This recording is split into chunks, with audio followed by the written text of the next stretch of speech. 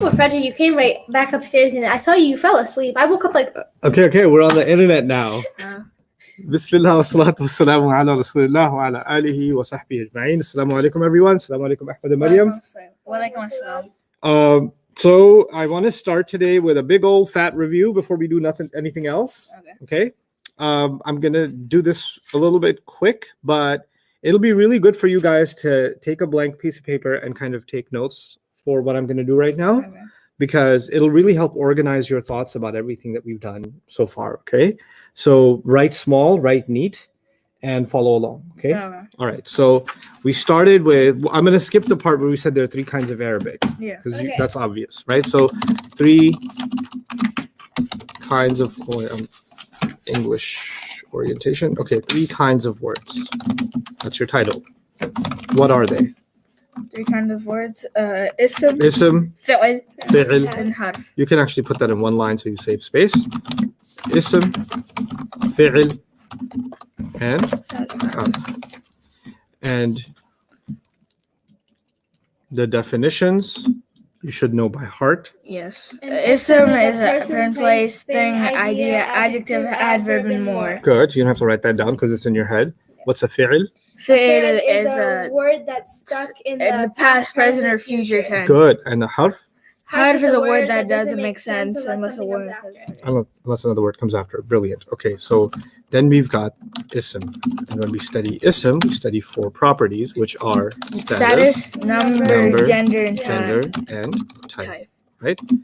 Then we study status, and we study forms, how to tell, light versus heavy, and flexibility. Okay, those are the four things we studied under status. So we're kind of taking everything we did over the last week and crunching it together, right? So let's go over that a little bit. And this is just kind of a one page where everything is there, but for it to make sense, you've got to say stuff out, right? So what are the forms of status? The forms of status are nasab. What's the first one? Rafa, nasab, and jar. Okay, and Rafa is used for doer. Nasab is for details, and then jar is the word that comes after of. Good. Now I will tell you that nasab is used, at least for now, is used for two things.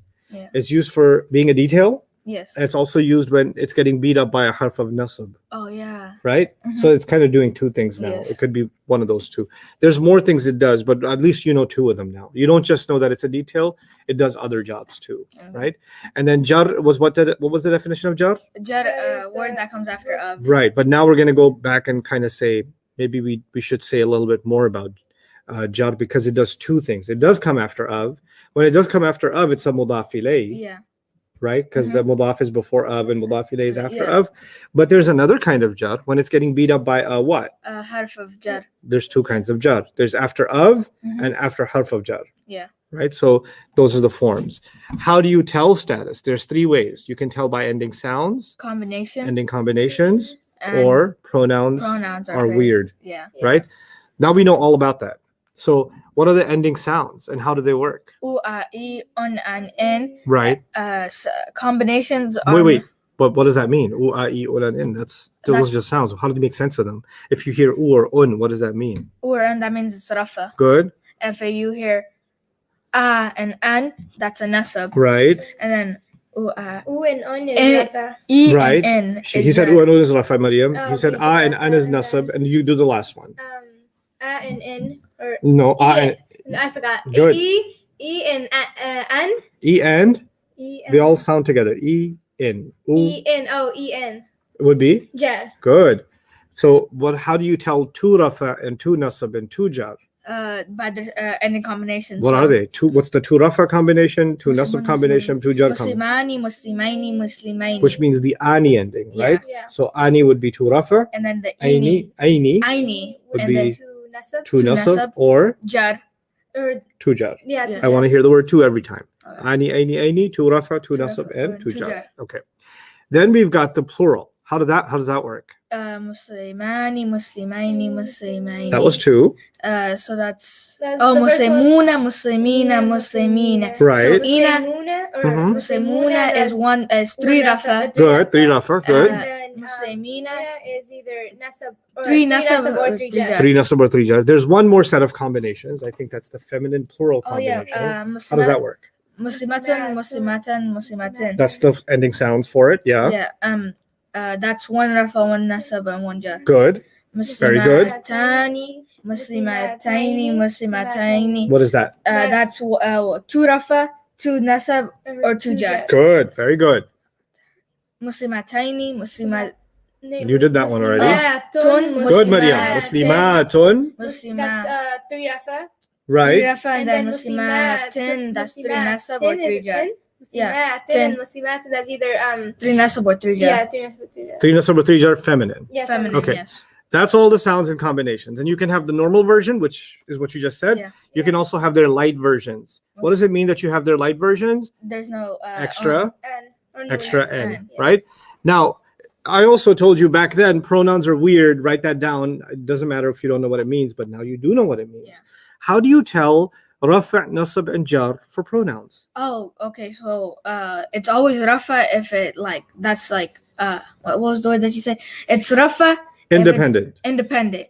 If it's What are the independent pronouns? I know what you're talking about. huwa huma hum, hiya huma hunna, anta antuma antum, anti antuma antunna, ana nahnu. Those are the independent, and they are always what status? Rafa. Good. So how are they ever nasab or jar? Oh, if you take it and you attach it to something. So, Right. If you use, then you have to Huwa. use the attached version. Yeah. Who? Good. Huma or humi, No, huma or hima. or huma or hima, and then Humi's cute though. I'm gonna make a poster out of humi. I make a humi t-shirt. Sure. Hey humi, what's up? So hua, huma, hum. So then hum is hum, and then Good. Hum is hum or him. Yeah, Sometimes him. it sounds better. Hiya Yeah. is ha, laughing. You right? Good. You remember that? Yeah, huma. It's huma still, Mhm. and then hunna is hunna. Basically, Good. yeah. Very good. And then Maryam, antum. take over from anta. Anta is anta would become ka. Good. Ka, yeah. Good. And anta. What was the next one? Antuma. Antoma would become koma. Good. Antoma. No more help. Alright. All you know. Um. Anta is ka. You said. Anta, Antuma, is kuma. Mm-hmm. You memorized the original, right? Anta, antuma. Antonna. Or You went to the second line. It's the first line. Anta, antuma. antum. Yes. Antum would become kum. Good. Antuma would be, or no. You already did that. That's now you're in the next line now. Next. 3 words. What's the feminine version of you? If anta is for a You. guy, what's for the Anta, girl? anti. Good. And And anti becomes anti will become key. good. And then and The 2 is always the same. Has an a at the end.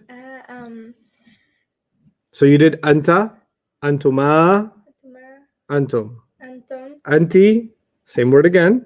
anti, and then antuma, Good. and then Well, what does it become? oh, Antuma. and anti would become key, Mm-hmm.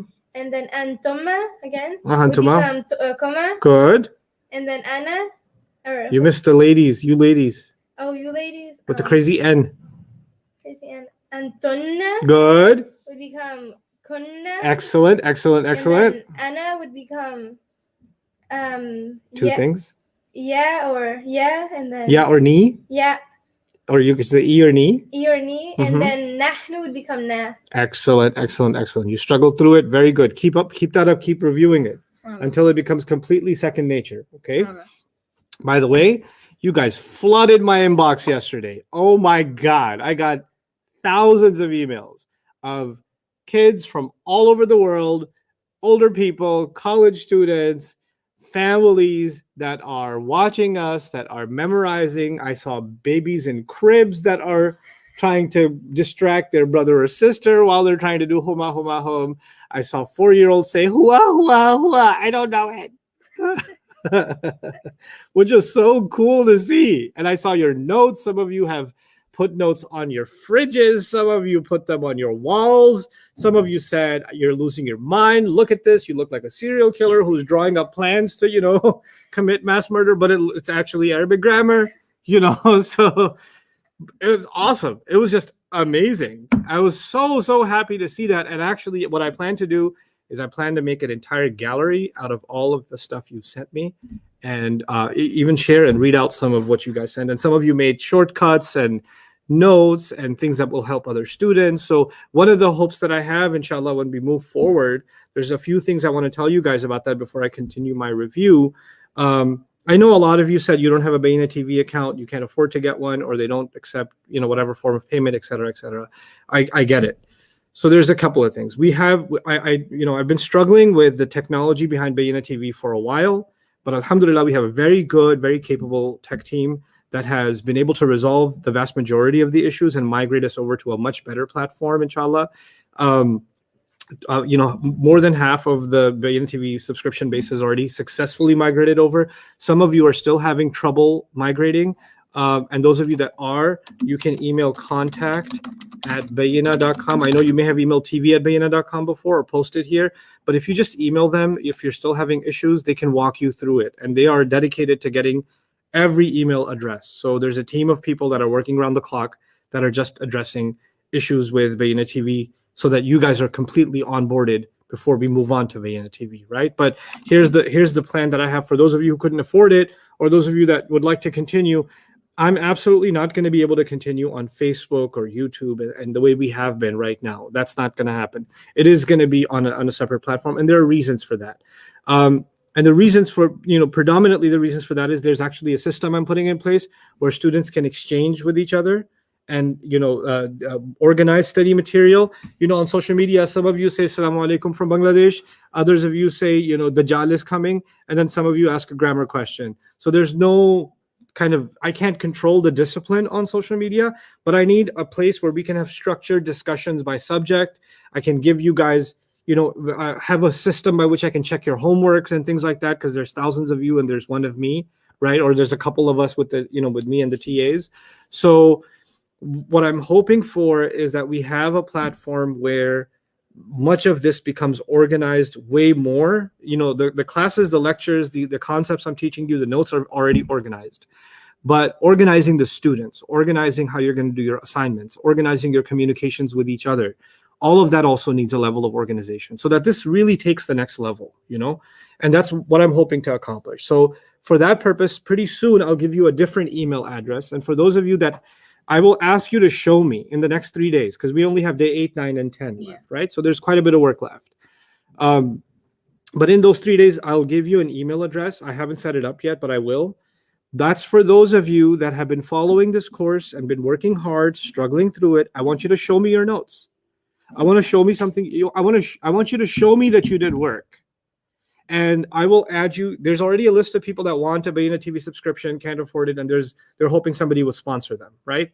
But this is a different list. This is a list of people that showed that they are dedicated and they want to do work, and they just don't have the opportunity to afford a Bayyinah TV subscription, right? Which is like $11 a month. $11 a month for someone here in the United States may just be a trip to Starbucks, right? It may be nothing, but for somebody in a different country, especially given the COVID situation, maybe way too much, maybe extremely difficult for them to do, right? So I want to connect people that want, other students that want to sponsor you and do so anonymously without you being embarrassed. But I want to be able to give priority to those people that actually made the time and effort and really want to do this, and they're moms that sent me videos that were they got their video on their baby that they're taking care of, and they're doing bata kafla one, the baby's going and they're struggling through it anyway over the baby's sound, which is amazing. And those people, they should be sponsored, and me and you, me and the rest of the student body, me and the rest of the ummah, we should be sponsoring people like that. We should be helping people like that, right? So I'm going to do the best I can to sponsor as many students as possible, and I'll open that up. But that's coming soon, because I actually don't want to leave anybody out. Anybody that's been in this program that really wanted to learn and couldn't do so, they should be able to do so. And you know what? If I don't find a sponsor for you, I'll sponsor you. I'll figure out a way to get it done. We have our own technology costs and servers and whatever else. We have our own bills to pay, but it doesn't matter. I want to invest not just time in you. I'll sponsor you myself. That's how committed I am to seeing people that are putting this work in and to appreciate them. Because when you take me as a teacher, you're giving me respect, right? You're honoring me, and I want to honor you back. That's really what I want to do, because that is a form of it's a very beautiful, profound spiritual relationship between a teacher and a student, especially when they're studying Allah's word, right? So that's something that I wanted to just kind of throw out there, and inshallah, you'll get more specifics in the coming days. My intention for all of you is to progress consistently. It'll get easier as time goes. And right now, and I want to address this too as I finish this review. Many of you are struggling and you're like, I can't remember everything. It's all getting mixed together. How am I supposed to retain this? My brain is frying. Oh my God, I feel like the voice that you said, oh my God, I feel like I'm that dumb now. Yeah, you can feel like that. That's great. But you know what? I already knew you were going to feel like that. I've been doing this a long time. This is a Texas expression. This ain't my first rodeo. I've been doing this I've been torturing brains. I've been melting students' brains for a long time. You are exactly where I need you to be. You're exactly as frustrated as I need you to be. You're exactly struggling as I need you to struggle. I know I'm not the kind of teacher that just wants to see students be perfect, and anybody who's not perfect, I'm like, not good enough to be my student. No, that's not me. I want you to struggle. I want you to not have the answers. I want you to forget stuff. I do, because I want you to go through that pain and then conquer. Because once you go through that pain and then you come out on top at the end, oh man, that's a feeling. That's a sense of accomplishment. There are people in life that they want to do better at anything, whether it's exercise or sports or whatever, right? Somebody wants to run around the block, right? And they run out of breath. They halfway down the block, they run out of breath, right? And they're like, if I could just get to the point where I can run out the entire block and not run out of breath, my goal is accomplished. And then once they get there, then they say, I don't need to improve anymore, I'm good. But then there are some other people who say, now I could run around the block once without losing my breath. I want to do it twice without losing my breath. Once they get to 2, they want to get to what? 3. Then they want to get to 4. And once they get to 4, they want to go faster. And then they keep finding another challenge for themselves, right? And that's the kind of person I want you to become in this and in everything else in your life. Challenge yourself constantly. Push yourself constantly. Life is too short. Life is too short for us not to push ourselves to our maximum potential. Life is too short for you to complain, oh, I can't do it. It's so hard. Yeah, of course it's hard. Anything worth it is hard. Anything worth it. If it was easy, everybody would know it. And everything that's worth more requires more effort. So it's not just Arabic that I want to train you in. I want to actually help you through this study develop a kind of personality that you like challenges. You don't get scared of challenges. You don't get scared of hard work. You don't lose hope because of it. You push yourself even more. Oh yeah, challenge? Here I come. Okay, because I know Allah will make it easy. I know He'll push me through it. So what if one concept you don't understand? You know what happens for some people? They're just waiting for the first difficulty to come. The moment it comes, they're like, I can't do it. That's too much for me. Yeah. Nope. No poor mentality, guys. No poor mentality. Take it from this kid. Take it from Maryam. But they struggle. They work hard. And it's that hard work that makes me love them. That makes me want to teach them even more. It's not, oh, I memorized it perfectly, therefore. Who cares if somebody memorized it perfectly? Good for you. Allah made it easy for you. But some people, Allah loves so much, He wants them to struggle. And He loves watching them struggle for love for Him. So congratulations if it's tough. And by the way, that was all part of the plan, because I'm going to teach you all this stuff over again. After 4 days after this class is done, we're going to start over. And we're going to start with 3 kinds of Arabic, 3 kinds of words, and we're going to go through all of it again. And you know how many exercises we skipped? Yeah, we right? skipped a lot. We're not going to skip any of it. The second time around, we're going to do all of it, because then I don't have to spend so much time explaining to you some of this. Oh yeah, the first time I kind of got it, but now I really get it. And that ding, that bulb that goes off on top of your head, I can see that bulb. I can see those bulbs. That won't happen the first time. Those bulbs will come on some things and not kind of flicker in some other things Yeah. and pop in some other things. Yeah. But the second time around, all the bulbs are going to start lighting up. That's why I'm doing it twice. That's the method. So you completely solidify. You absolutely solidify. So the course is starting now, and what you're experiencing is the first pains of it, and that's okay. Just like some of you that do exercise and workout exercise for the first time, are you going to be sore? Yeah. Yeah. If you exercise for the first time, you're like, oh, oh, is this happening to me? But you know what? There's a kind of sweetness in that soreness. Yeah. Like when you play basketball and you're like, you can't walk straight for a little while. Yeah. I did like 40 squats or 50 squats in a row. Holy Allah. And then I couldn't walk for like a day straight. Yeah, but it feels good. Yeah, like the pain, like it feels kind of. Yep, and it makes you stronger the next time. Yeah. And then the next time. That's what I'm doing here for you. Okay. Mariam, can you grab that remote and turn that TV on? Because I want to be able to see what they see.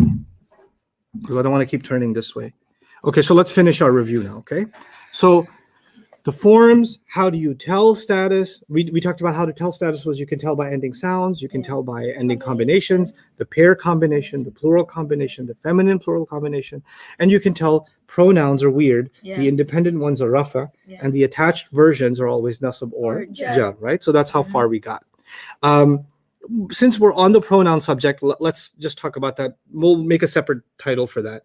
But so I'll leave it for now. So light versus heavy. Light versus heavy means that if you have muslimun, the an or in, those are heavy. Yeah. And to make them light, you do u, a, or e. Yeah. If it's ani, aini, aini, then the light version is a, a, like the noon goes off. Yeah. If it's una, ina, ina, then it's u, e, e. The wow stays and the ya stays, but the noon disappears. If it's muslimatun, muslimatin, muslimatin, then the light version becomes muslimatu, muslimati, muslimati. So ayatun, ayatin, ayatin would be ayatu, ayati, ayati. That's light and heavy. And we said that we don't care to ask the question about light and heavy when there's an al on a word, right? Now, back then I told you that there are 4 reasons a word should be light. Actually, in class, we already kind of talked about 3 of them. Yeah. But 2 of them in detail, one of them I just kind of mentioned and we kept going. Yeah. Mudaf is always light. You know that, right? Yes. So that's like the number 1 reason. I said there's 4 reasons to be light. The number 1 reason is mudaf. Because that's actually a fill in the blank already. Okay. The second reason something is light is it's a non-Arab name. Remember, those guys can't be heavy. So you already know 2 of the 4 really well. The third one I kind of mentioned in passing was when you call somebody, like, the Arabic word for boy is waladun. Yeah. But if you call them, then they have to be light, like ya waladu. Yeah. Waladu. You don't say ya waladun, you say ya waladu, right? So you just drop the tanween or the heavy ending and you make it light, right? So that's light versus heavy, and that's enough. And normally words should always be what? Heavy. Heavy, right? And you have to have one of those 4 reasons to be light. So as a student of Arabic, when you see a light ism in the Quran, you're like, I need to know why this became light. Yeah. If you see a heavy ism, you're like, it's doing what it's supposed to, I guess. It's a normal day for you, so you keep moving. Okay. Then there was flexibility. When it came to flexibility, I gave you a shortcut. I said, remember 3 names: Muhammad, Yusuf, Musa. Good. Muhammad, Yusuf, Musa. Why those 3? Muhammad represents fully flexible Arabic words. Muhammadun, Muhammadan, Muhammadin. Good. Then Yusuf represents partly flexible words. Yusufu, Yusufa, Yusufa, meaning the rafa ends with u, the nasab ends with a, the jar also ends with a. Okay. Then there's Musa, which means you can't change nothing. It stays the way that it stays, whether it's rafa or nasab or jar. So the 3 ways of saying Musa is actually one way. Musa, Musa, Musa. That's why those 3 names, Muhammad, Yusuf, Musa, will help, right? We did an exercise where we talked about the jar of the word Muhammad and the word Ibrahim. Yeah. We said, Allahumma salli ala Muhammadin. Say this with me. Allahumma salli ala Muhammadin wa ala ali Muhammadin kama sallaita ala Ibrahima wa ala ali Ibrahima fil alamin innaka Hamidun Majid. Allahumma barik ala Muhammadin wa ala ali Muhammadin كما باركت على إبراهيم وعلى آل إبراهيم إنك حميد مجيد. So in that prayer, when we send our salutations to Prophet Muhammad and Prophet Ibrahim alayhi salam, every time the word Muhammad was jar. Muhammadin, Muhammadin, Muhammadin. Allahumma salli ala Muhammadin wa ala ali Muhammadin, right? Yeah. So it's always jar, right? And by the way, going back, jar can only happen for two reasons. Either it's after a harf of jar, or it's after a mudaf and it became a mudaf ilayh, right? So those are the two reasons. And then later on in that prayer, we substitute the word Muhammad with the word Ibrahim, and it's supposed to be jar too, just like the word Muhammad was, but we never say Ibrahimin because it's partly flexible. What do we say every time? Ibrahima. That's why we say Ibrahima every time. Okay, so that's flexibility. Then we talked about number, and in number we were most concerned that when you look at a word, it could be singular, it could be two. If it's singular, it's un and in or uai. If it's pair, it's ani, aini, aini, or the light version a, ai. It could be masculine plural. Yeah. Right? Sounds like a BMW M3, but could be masculine plural, which means una, ina, ina. It could be the feminine plural. That sounds like a race car too, an F3. Yeah. Yeah. Can you review the reasons for making a word light again? Yeah, I could do that. You know what? Why don't you just all of you turn to what page is that, Jawad? There's a blank page where there's 4 reasons to make light. There it is. That's page 8. Can you guys open up page 8?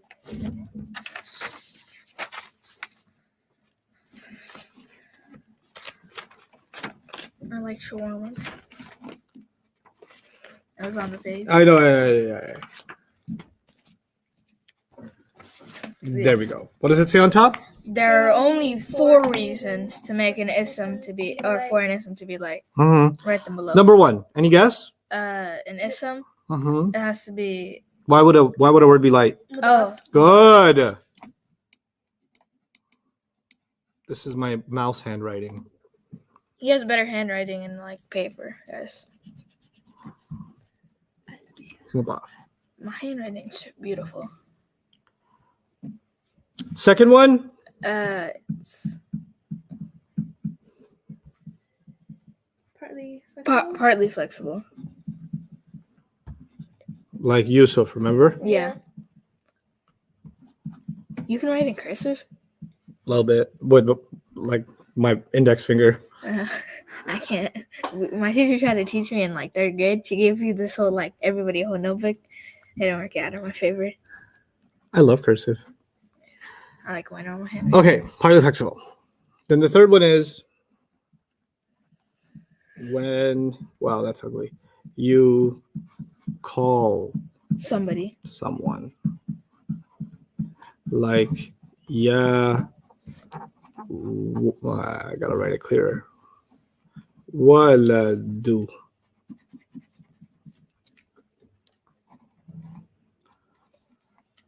I wish I had an eraser up there too. I gotta get it.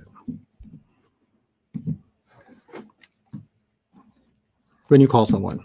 We didn't do the 4th one yet. Oh. It's pretty cool though. The 4th one's. You make it sound cool, but it's probably like. No, it's actually really cool. Oh. Like really cool. Like first time I learned it, I was like. It's like easy or like deep frying? Oh, it's pretty easy. Oh, okay. It's pretty easy. But it's not time yet. Okay. Your Jedi training is still young Padawans. Yes, you're very, very young Padawans. Okay. You want to switch back? Astaghfirullah al-Azim. In Arabic class, you mentioned something with Star Wars, which has shirk and kufr and bid'ah and haram and hellfire. And yes, I did. It's okay. A movie or something. Yeah. Inna lillahi wa inna ilayhi raji'un. You can just call the Force waswasa. Okay, anyway, yes. We're also getting a lot of questions about alif lam. Doesn't that make a word light? No, it doesn't. Alif lam does not make a word light. That should be in your transcripts, but I'll come to that when we do common and proper. So we're still reviewing number right now, so I'll come back to the alif lam issue, okay? So we're in number, and the feminine plural is atun, atin, and atin. And then there's two other crazy things. I'm going to write it as HP and NHBP, which is human broken plural and non-human broken plural. Yeah. And what you should remember about that is human broken plurals can be treated like a she. But don't have to be. Don't have to be. Non-human broken plurals Have must be treated like a she. The only way you will know that you're looking at a human or non-human broken plural is if you know what the word means. So there are a few observations about the broken plurals. Let's just write them here because those are easily forgotten.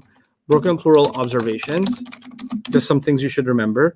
Number one, they have ending sounds. Number two, can't recognize without vocab, right? Yeah. And number three, the human ones can be she, and the non-human ones are always she. So those are some observations about. And what does it mean that they're she? We haven't seen that in action yet. I'm just giving you the concept, but you'll see it in action actually probably today when we're done with review. You'll see it in action. Okay. So that's just some broken plural because that's a tough concept. So it's good to have kind of a summarized, set of notes about it. And then there was one small item, plural, because the Arab said so. Qawm, nas, qarn. There's a few more words there, but qawm, nas, qarn is enough for you right now. Okay, so Arabs said so. You don't even have to say Arab said so. That's a waste of letters. Just say qawm, nas, qarn. You already know. Those are plural because the Arab said so. So just write that there. And that's everything you need to know about number. Oh, we only had two? Yeah. The BP things, instead of writing it as 1, 2, 3, you can probably just write them as ABC or just bullet points or something. That'll make the numbering less confusing. So that's your review of status and of number. Yeah. Our third item was gender.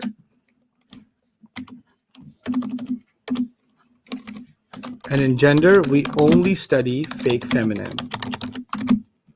Because we don't study masculine, because whatever is not fake feminine is already masculine. We don't study real feminine, because you should know who your mom is already. Yeah. Okay?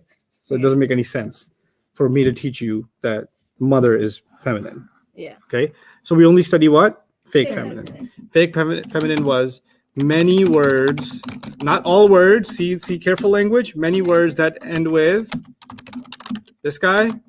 Oh, yeah. The hijab. Hijab, the squiggly, and Superman with a dagger.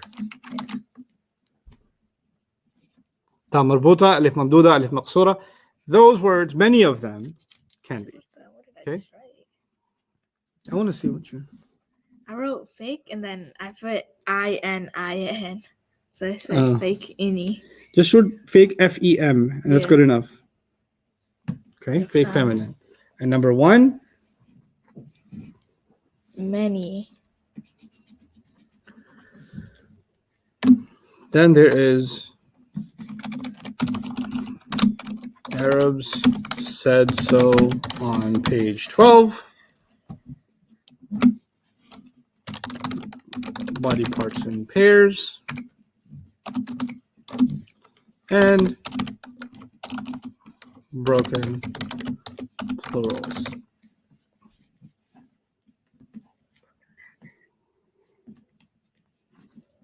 You know, broken plural reminds me of something silly. Broken plural. One of my kids, I won't name her because she'll get embarrassed. When she was little, she couldn't say the letter L, right? And actually, when she was born, she looked like I kid you not, she looked like a certain North Korean dictator, right? So her hair was like spiky, and so I really just wanted her to learn to speak as if she has poor English and she has a very heavy Korean accent. With all due respect to Koreans. So, and then funny enough, when came to the letter L, she couldn't say, she used to say prorar.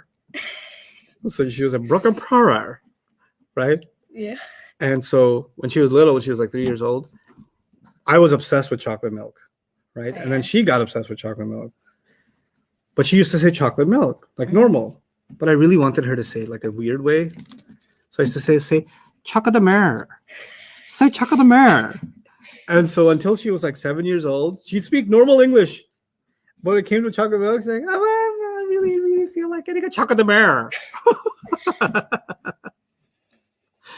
She doesn't like that I did that to her later. Okay. Broken plurals. And we already took notes on that, so we don't have to repeat that here. Yeah. But broken plurals are part of this because the title is fake feminine. Why are they fake feminine? Because we're pretending they're a she. Yeah. Isn't that fake? They're not really a woman. Yeah. They're not one. They're many. But we're pretending that it's treated like a she. So that's why that's here. Okay. So that's all of gender. Mm-hmm. And then there is type. And type was we only study proper. And whatever isn't proper is common. Common, yeah. Okay. There were 7 items here. There were names, al in the beginning, pronouns, pointers or pronouns, pointers, Mosul we didn't really explain and we won't yet. Calling someone, and the mudaf is proper when mudaf ilay is proper. Those are the 7 items. 1, 2, 3, 4, 5, 6, and the last one's long, 7. I didn't know we learned about so much. Yeah, we did. It's crazy. Mm-hmm. So let's talk about that al issue that Jawad you brought up, right? Everybody's attention should be on page 6. So stop writing for a moment and go back to page 6. I want to show you something.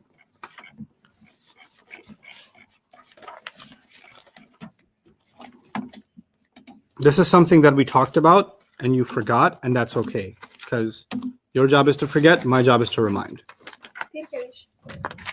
That's what I said. Okay. So everybody should be paying attention to page 6 right now, okay? And on page 6,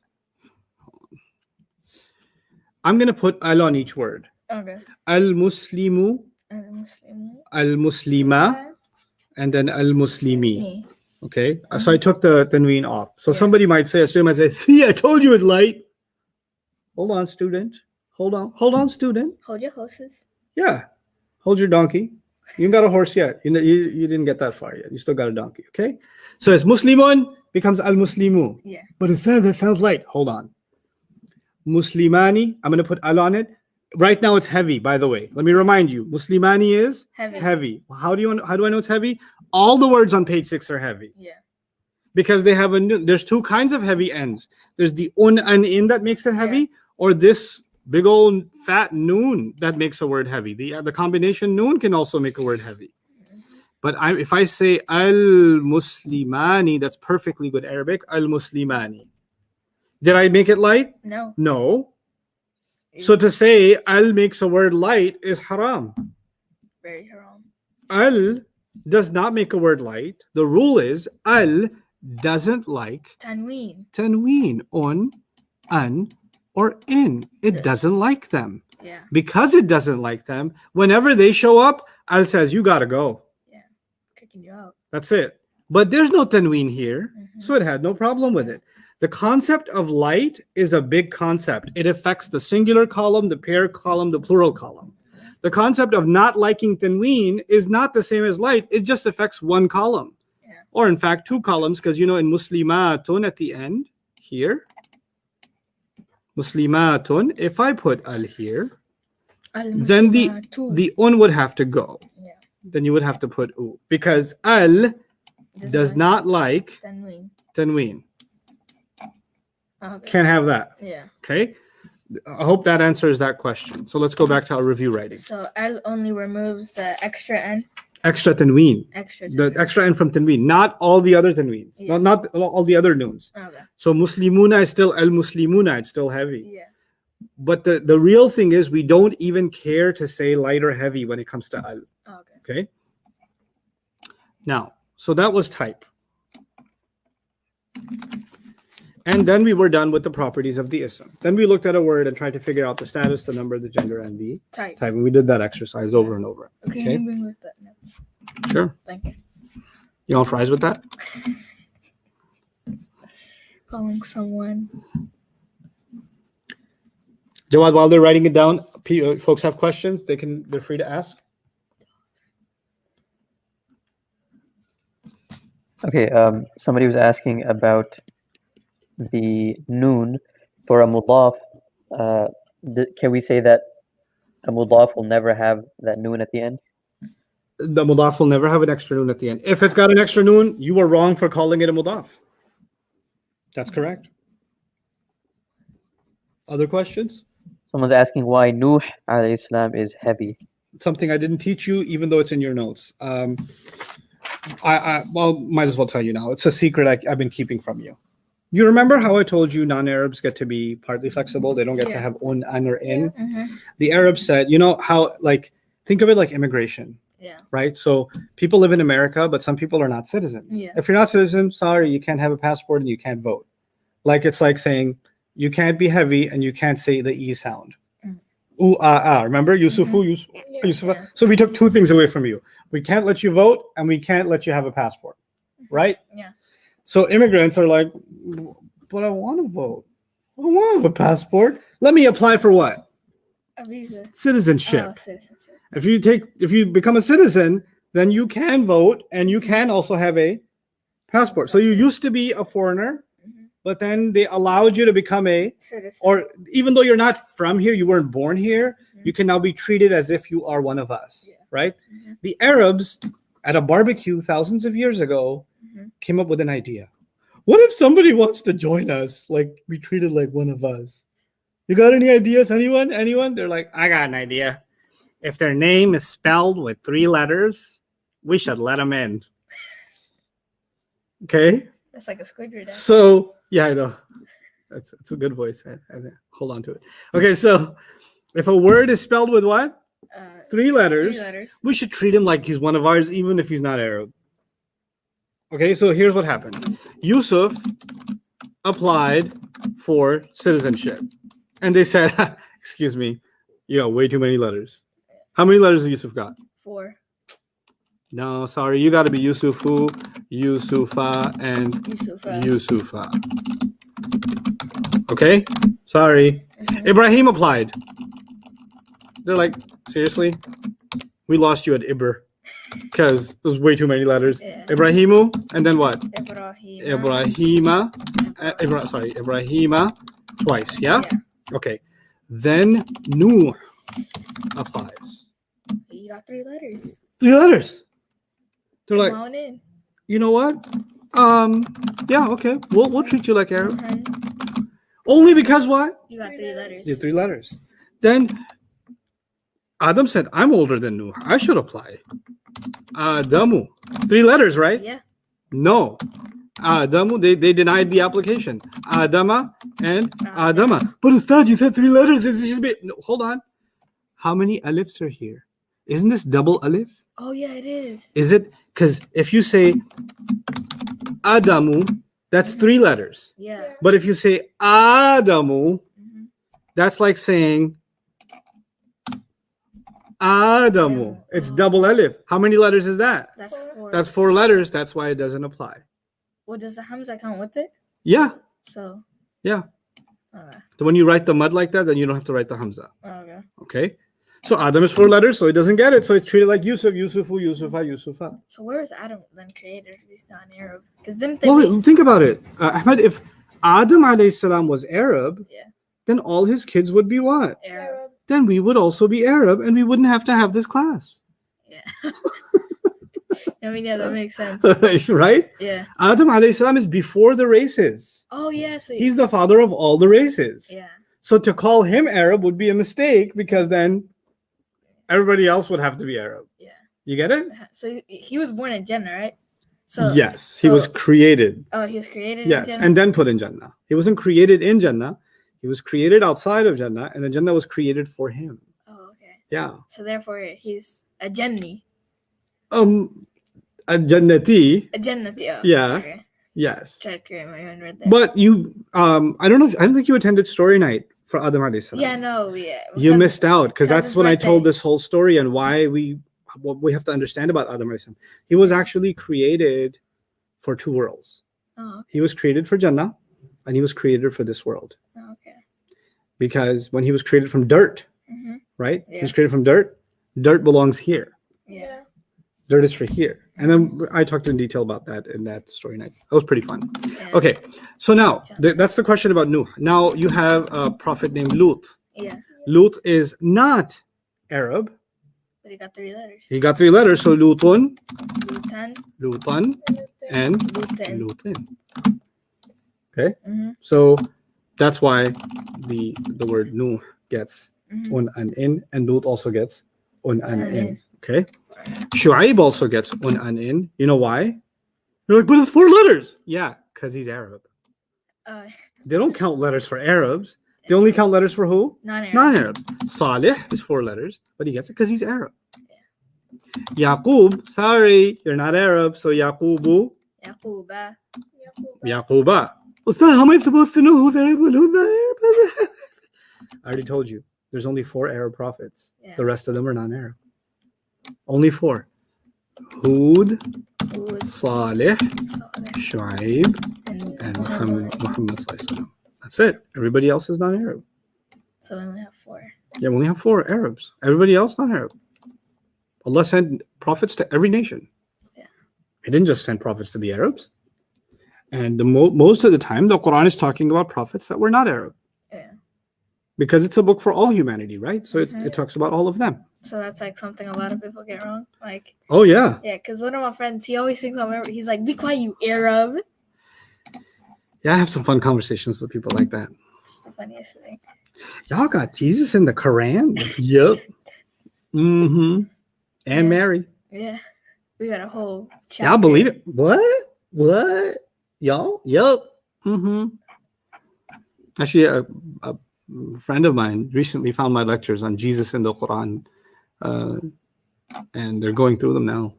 They're like, I'll let you know what I think, because they're pretty involved in a church, Mhm. so like learned a lot about their faith, Mhm. and now they're like, really? You guys believe in Jesus? I was like, yeah, he's in the book. It's a pretty big deal. Yeah. So they're curious about that. Anyway, let's go back. We are Shoaib, before you guys done writing that down? Yeah. Okay. So then, when our 4 properties were done, we moved on to the 5 fragments. And in the 5 fragments, the first fragment we did was mudaf and mudaf ilayh.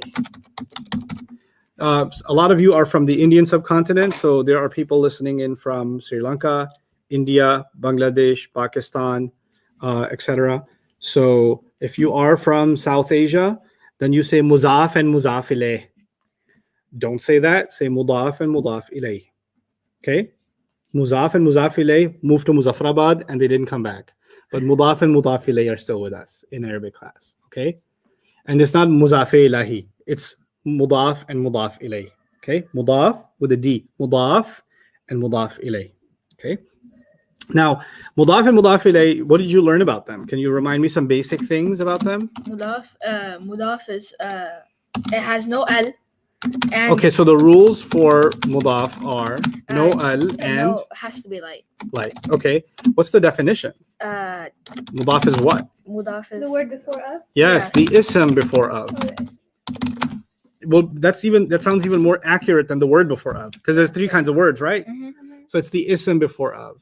Good.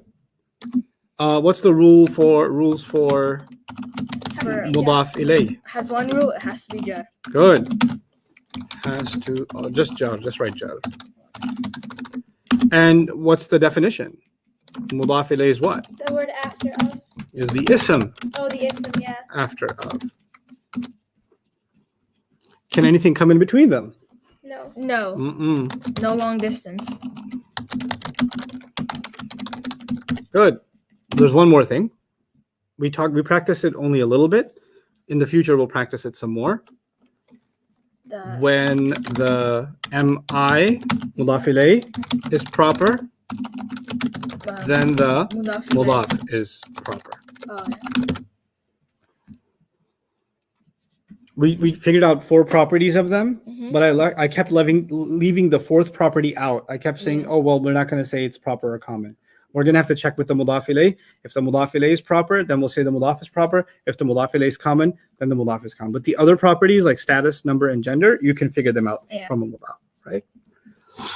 So we did that. We're going to review that again. We'll come back to mudaf and mudaf ilayh. Okay. So that was when we did mudaf and mudaf ilayh. Then we did, so that was the first fragment. Yeah? Yeah. Our second fragment was harf of jar. There's not much to say about them. Immediately after, whatever ism comes becomes what? Jar. Jar, yeah. And together, what are they called? Jar. Jar majroor. Good job. Jar majroor. I Jar. almost said Yajuj Majuj, but okay, yeah. Jar majroor. Jar majroor. Very good. Can you go back? What are they? Jar majroor is bata kaf Good. waw min fi an ala hatta ila. Nasab is in and can. Oh, what? Not in and can. No, sorry. What can you? How can you say that? Oh, sorry. What kind of? You realize what kind of trouble you're in? It's in No. No. and in. No. What? Try again. In. No. And No. It's You try. No. No. No, I'm trying to remember. Harf the other one. nasab. Half of nasab. Okay. ana. In. Ana nahnu or no. I can't remember. I remember some of it. Inna anna. Yes. Inna anna. Oh my God. Anna. But- Bi anna. Inna Laita anna lakinna lakinna la'alla. la'alla. Thank you. That's a harf of what? Nasab. You just said ana nahnu. I'm sorry.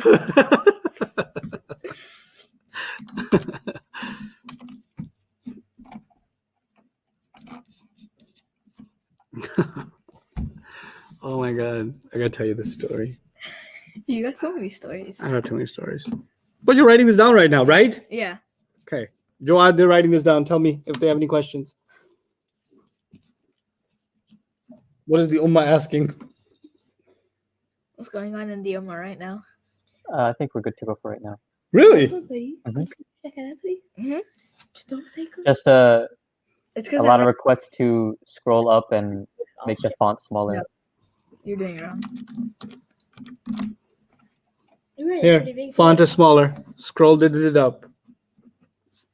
Number 1 was mudaf mudaf ilayh. Number 2 is jar majroor, and you know them by heart. Bata kaf lam waw min fi an ala hatta ila. Some poor soul on the online asked, "Do I have to know the meanings of the jar majroor?" Not yet. Will you have to know them eventually? Yeah, when I tell you. Right now, I didn't tell you. All I told you is just say it like you mean it. Bata kaf lam waw min fi an ala hatta ila, or booklet min fi an ala hatta ila. Right? Okay. That's jar majroor. Third is harf of nasab. And its victim, whoever it beats up, it's called ismu inna. Ismu inna. Ismu inna, ismu anna, ismu ka'anna, ismu bi anna. Whatever word was there, ismu whatever. Right? So if I said bi anna Allah, ذلك بأن الله نزل الكتاب بالحق وإن الذين اختلفوا في الكتاب لفي شقاق بعيد. بأن Allah, don't write the Arabic down, but just look at it. بأن is a harf of nasab, right? Yeah. And the word Allah became nasab. Nasab. So I'm going to say بأن, and then the word Allah would be ismu بأن. Yeah. So ismu, whatever word was here.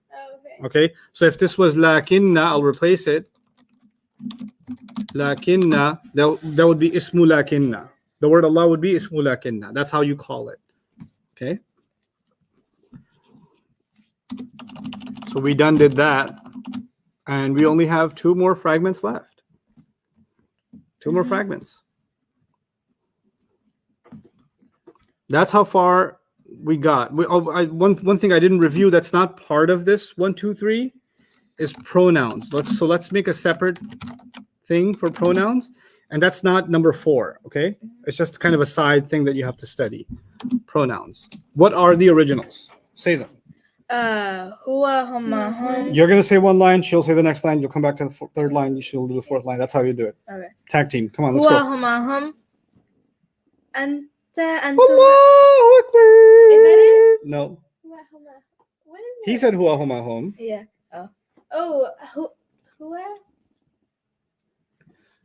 Huwa. I'll do this with you once Okay. Okay. because you get brain freeze sometimes. Yeah. It's like you eat mental ice cream. Huwa huma hum.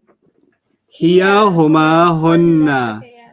Anta antuma antum. And Ti antuma antunna. Ana nahnu. Switch turns. You go first. okay. Huwa huma hun. Hun? Oh, huwa huma. Hun that?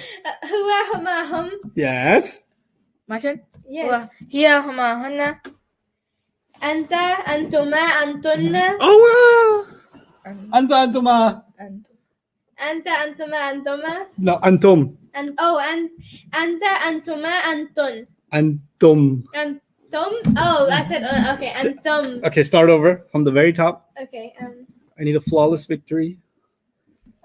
What was the first one? Huwa. Huwa huma hum. Yeah, no, his turn. Hiya, huma, hunna. Anta antuma antum. Good. Anti, antuma, antunna. Ana nahnu. Now switch. Huwa, huma, hum. Hiya huma hun. Hum. Hiya huma hum too. Oh, hiya huma hunna. Good. Start over. Huwa, huma, hum. Hiya huma hunna. Anta, antuma, antum. Anti antuma antum. Antunna. Start over. Sahabi. Huwa, huma, hum. Hiya huma hum. Hunna. Oh, hunna. Yeah. Hiya. Now I know Hiya the huma feels. hunna. Okay, Yes. I remember now. Go. Huwa, huma, hunna. Oh no. Huwa, huma, hum. Sorry. Yes. Hiya huma hunna. Yes. Anta, antuma, antum. Anti antuma antunna. Yes. Banana. Oh my God, that was beautiful. I feel so good. He's gonna say the original. You'll say the attached. Okay. I said the original. Mm-hmm. Huwa, huma. What? You say one original. She Yeah. says one attached. Huwa, Who? huma, Is it who? Okay, who? Huma huma. huma. Huma. Here. Oh, I go again. Oh, You say here. No, you missed one. Start over. Huwa, Who? huma, Huma. huma, Huma. Why you say homa twice? Oh wait. You said hua, Hum, homa, hum, homa. hum. That's Oh. what you said. Huwa, huma, hum, So the third one should be what? hum. Home. Who or hum? Yeah. Who? Huwa. Huwa. Second line. Oh, here. Yeah. He. Ha. Which one? Ha. Start over. Huwa, Who? huma, Hum. Huma. Good. hum. Hum. Here. Ha. Huma, Huma. hunna, Hunna. anta, Ka. antuma, Kuma. antuma, antum, And kum. anti, Ki. antuma, Kuma. antunna, Kunna. Good. Okay. ana, Wa or ya? Ni or e? Ni. Oh, ni or e? nahnu. Na. Excellent. Number one. Independent So much to write. I have so pronouns. Which one? New page. yeah. Go next page. It's okay. much Do this in the back of page 18. Because that's the page Oh, for page pronouns 18. anyway. Oh, I'm doing. Oh, this? Yeah. Yeah. Yeah. Okay. In the pronouns, always what? Rafa. Rafa, yeah. Okay. Number two. Attached, always what?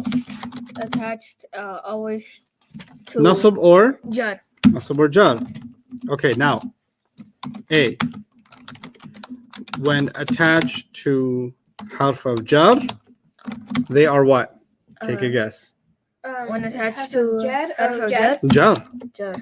When attached to ism, when they're attached to an ism, They become an ism. they become mudaf ilayh. Oh Yeah. yeah. So they become jar because they are mudaf ilayh. We'll review that later on more.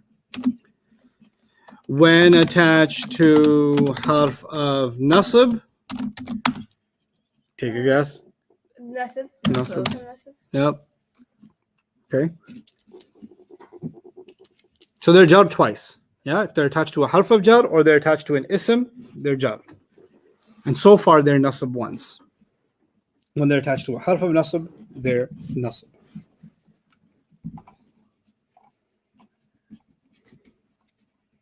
That's your pronouns. And you should write in your notes, page 18 over here, Okay. just so you know where that came from.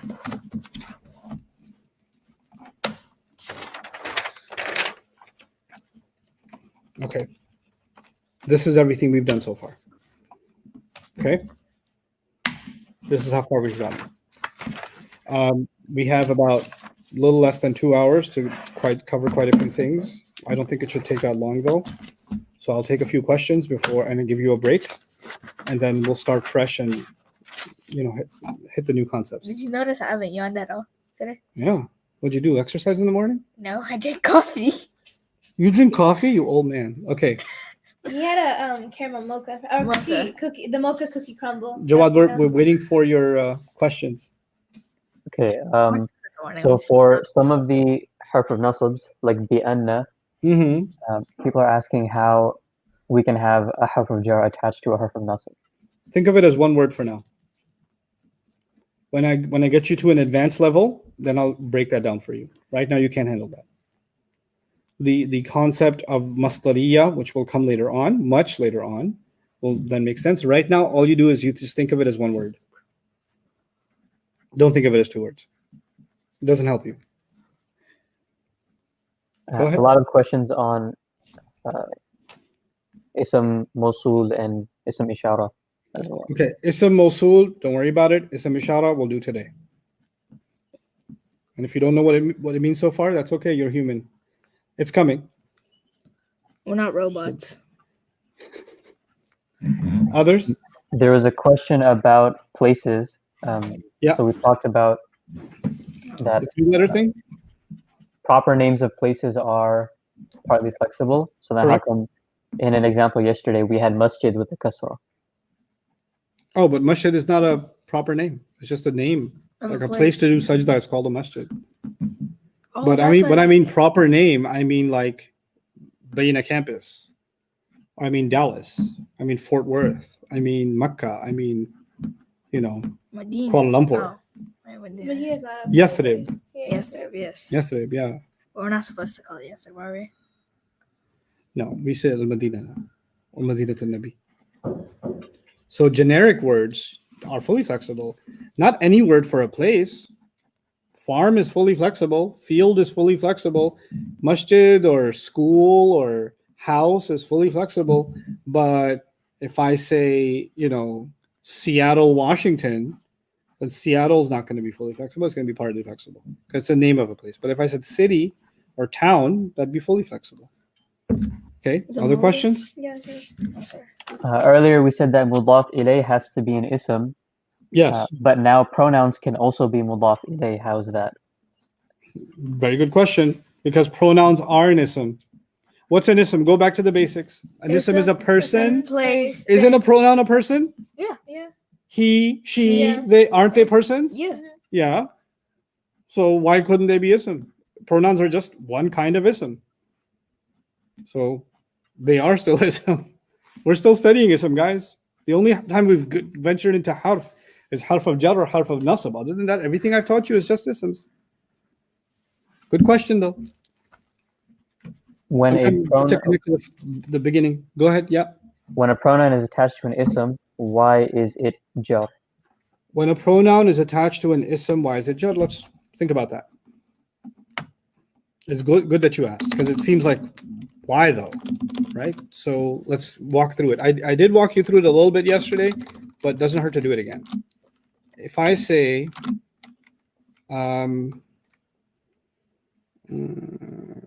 okay, qamis. Qamis in Arabic is shirt. Oh, okay. Okay. It's pretty cool that Muslims, we spread all over the world. Yeah. And one of the places we spread is Andalusia. And Andalusia is now modern day Spain, Oh. right? Yeah. And Spain, of course, has had the Latin language and then Spanish, right? And Spanish is part of its history. And I'm also kind of a upper beginner student of Spanish, right? And in Spanish, the word for shirt is camiseta. Camiseta. Oh, so like Camiseta. So because of the hundreds of years of Muslim influence, a lot of Arabic words came into Spanish. Wow. And became part of Spanish. So, like, you know how, what's the Arabic word for the? Oh, hua. No, the, T-H-E, the. What? Al. Al. Oh, yeah. Al. And in Spanish, you say el. Oh, really? Yep. El is for the. So, So anyway, but qamis is in the Quran. Qamis means shirt, like the shirt of Yusuf, right? So if I say qamisuka, okay, qamisuka, that's the example I'm going to use. The word qamis means shirt. And it's an ism. Shirt is a thing. Yeah. And ism is a thing, right? So qamis is an ism. And it's light and it doesn't have al. When a word is light and it doesn't have al, you have a right to accuse it of being possibly a what? Mudaf. Yes. But the only way to prove that is to look at the next word and be able to prove that that next word is definitely jar. Well, the next word is ka. Ka from page 18 came from anta. Anta becomes ka. The attached version can only be nasab or jar. So for this nasab or jar, but we learned that if you have a mudaf it could be, and the next guy could be nasab or jar, then it has to be jar. So the thing is, from this, what you get is every time you have an ism, this time it was qamis, next time it could be kitab, other time it could be deen, it could be whatever, rab, whatever ism. Whenever an ism happens and a pronoun happens, then it actually becomes a mudaf and mudaf ilayhi. And that makes total sense too, because a mudaf ilayhi, I defined it as something of something. Yeah. Right? So literally, shirt of yours, which in simple English would be what? Your shirt. Your shirt. So if I say Rabbi, let me, the haraka might be confusing in this font for some people. So let me change the font on this. There we go. Much better. Rabbi. Okay. It's two words. Rab and E. Rab and what? E. And I already said, if you have an Rab is an ism, and whenever you have an ism and a pronoun, they become mudaf ilayh. If they become mudaf ilayh, then the mudaf ilayh is always jar, right? Yeah. That's why I said when attached to an ism, it's always jar. And even in meaning, that makes sense, because Rabbi means my master, which is simple English, master of mine. So it's after of anyway. That's why it's jar. So I hope that answers your question about why a pronoun is jar when you attach it to an ism. Okay. So at this point, unless there are other, overbearing questions that you really need to get answered right now, I'm going to give you guys a good 10-minute break and then come back and really wrap up our study of ism, inshallah, as much as we can. Okay. Go enjoy your break. Jawad, you can continue to take questions. You're gonna lose in pool again? We'll see about that. Yeah, I love losing. Actually, Ayman Mirza, I'll answer that question, Jawad, if you don't mind. So, Jawad, you asked, there's tum in the Quran that's used for you all. Yes, it is, but that's not an ism, and you haven't learned that yet. Ism is here. That one, you'll see. You'll see, actually, if things go on schedule, you'll see that tomorrow. So that question about tum will get answered tomorrow, inshallah. All right, I'm going to put this on mute.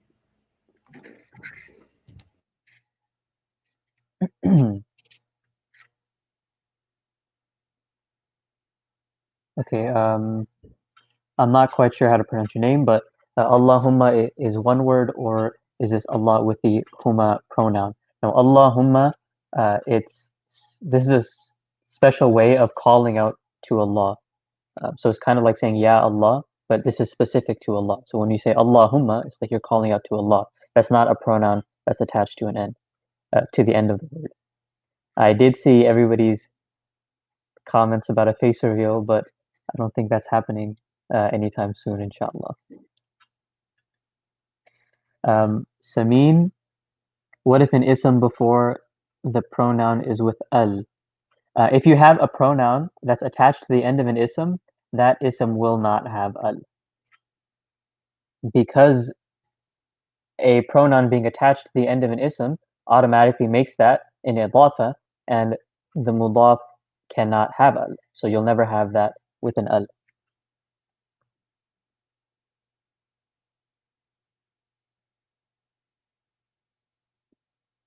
Why is Isa not an Arab word? Because Isa did not originate from Arabic. It came from another language. And also for Isa and Musa, for those names, I saw a lot of questions about those. Isa and Musa, first of all, they are non-flexible. So even if they were 3 letters, they cannot be fully flexible. A non-flexible word cannot become fully flexible. Only partly flexible words have a chance to be fully flexible. But Isa and Musa are both 4-letter words, 4-letter names. And also, they are non-flexible. So those 2 things stop them from becoming fully flexible.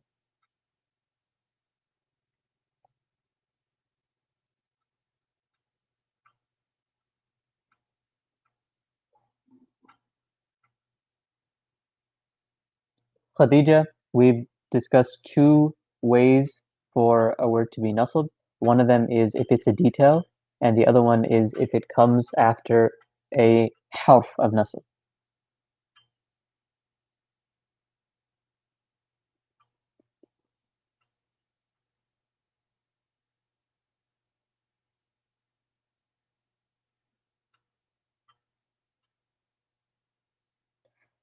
Imran, in Surah Fatiha, we have the word iyaka.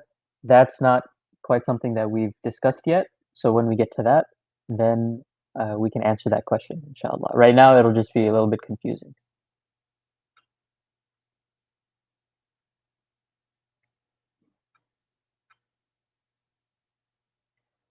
Nisar, please explain long-distance relationships.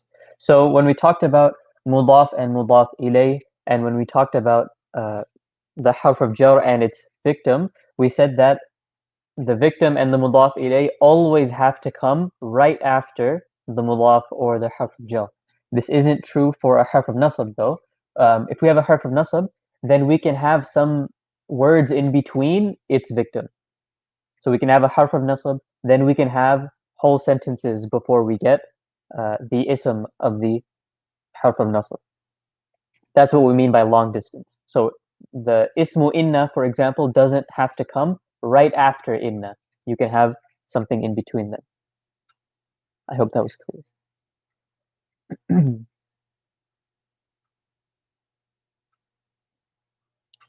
Aisha, the word nisa is feminine because women are feminine.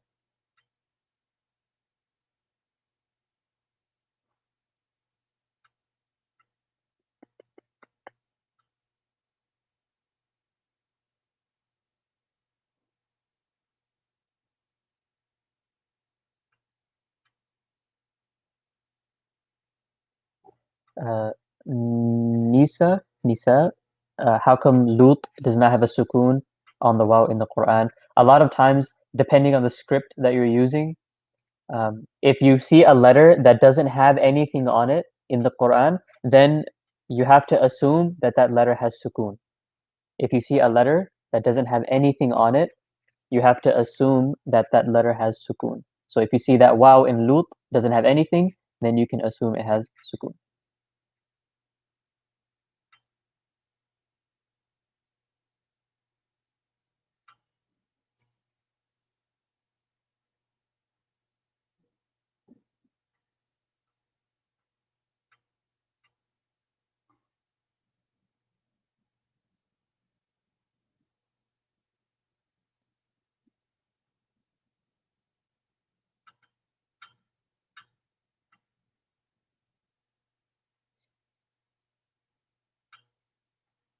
So the 3 out of the 4 reasons for making a word light that we've discussed so far, the first one is if a word is mudaf, it will always be light. If a word is partly flexible, not a word, but if an ism is mudaf, it will always be light. If an ism is partly flexible, it will always be light. And if an ism is being called, it will be light.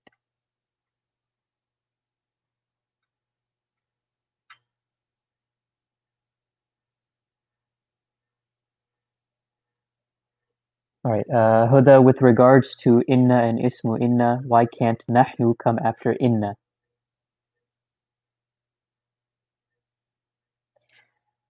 So when we talked about the original pronouns, and nahnu is one of the original pronouns, we said that all of the original pronouns are rafa'. They're always rafa', and they will never be nasab, they will never be jar. But the word, the ismu inna, has to be nasab. So now we have a problem. Nahnu cannot be ismu inna because ismu inna needs to be nasab and nahnu is always rafa'. So this is where we get the attached version of nahnu, because the attached version of nahnu can be nasab and it can also be jar. So if we want to attach nahnu to inna, if we want to make nahnu ismu inna, we would have to use the attached version na. This is why we get inna or innana. Either of those are valid, but we can't get inna nahnu because nahnu is rafa'. I hope that was clear.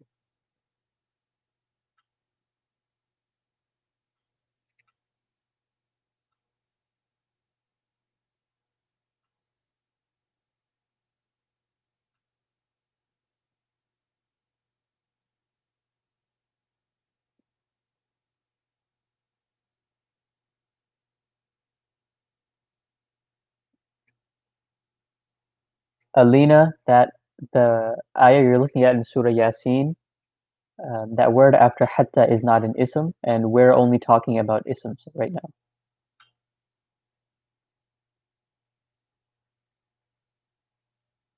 For those of you asking about subscription or Bayna TV issues, please make sure that you are emailing the correct email.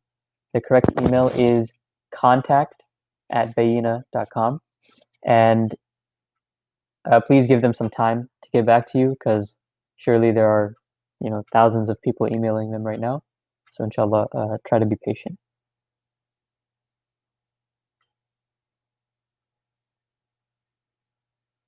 Faiza, that's correct. Hum can be used for masculine and it can be used for masculine and feminine mixed. But if it's only feminine, then we're going to use hunna.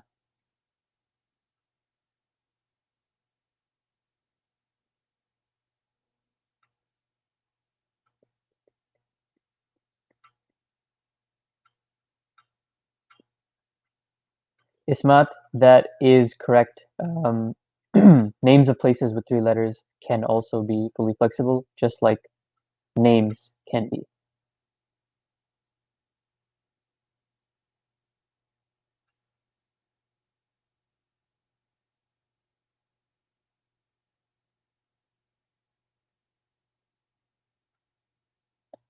Nasiba, I'm not sure I understand the question. Can there be isms that have letters at the end that can be seen as attached pronouns?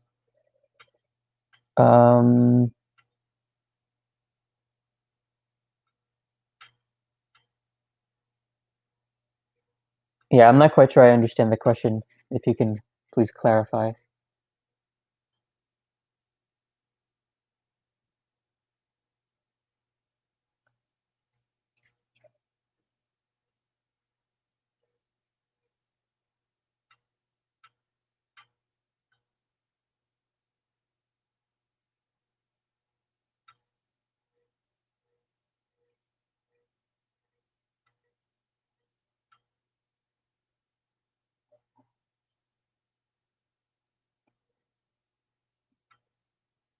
Ariba, names of places, any proper name of a place will be partly flexible. That's the general rule. Any proper name of a place will be partly flexible.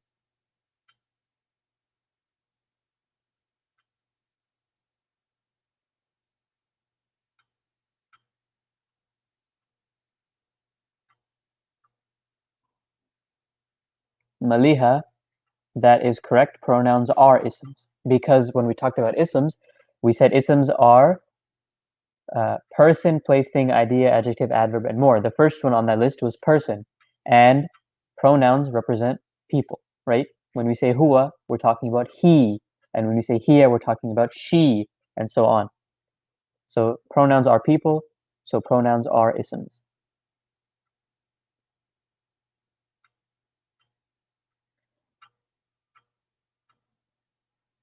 Stranger kittens. An example of a pronoun becoming mudaf ilay is, there's one on the doc right now, Rabbi. I know it's kind of cut off at the bottom, but that ya at the end is the pronoun for I.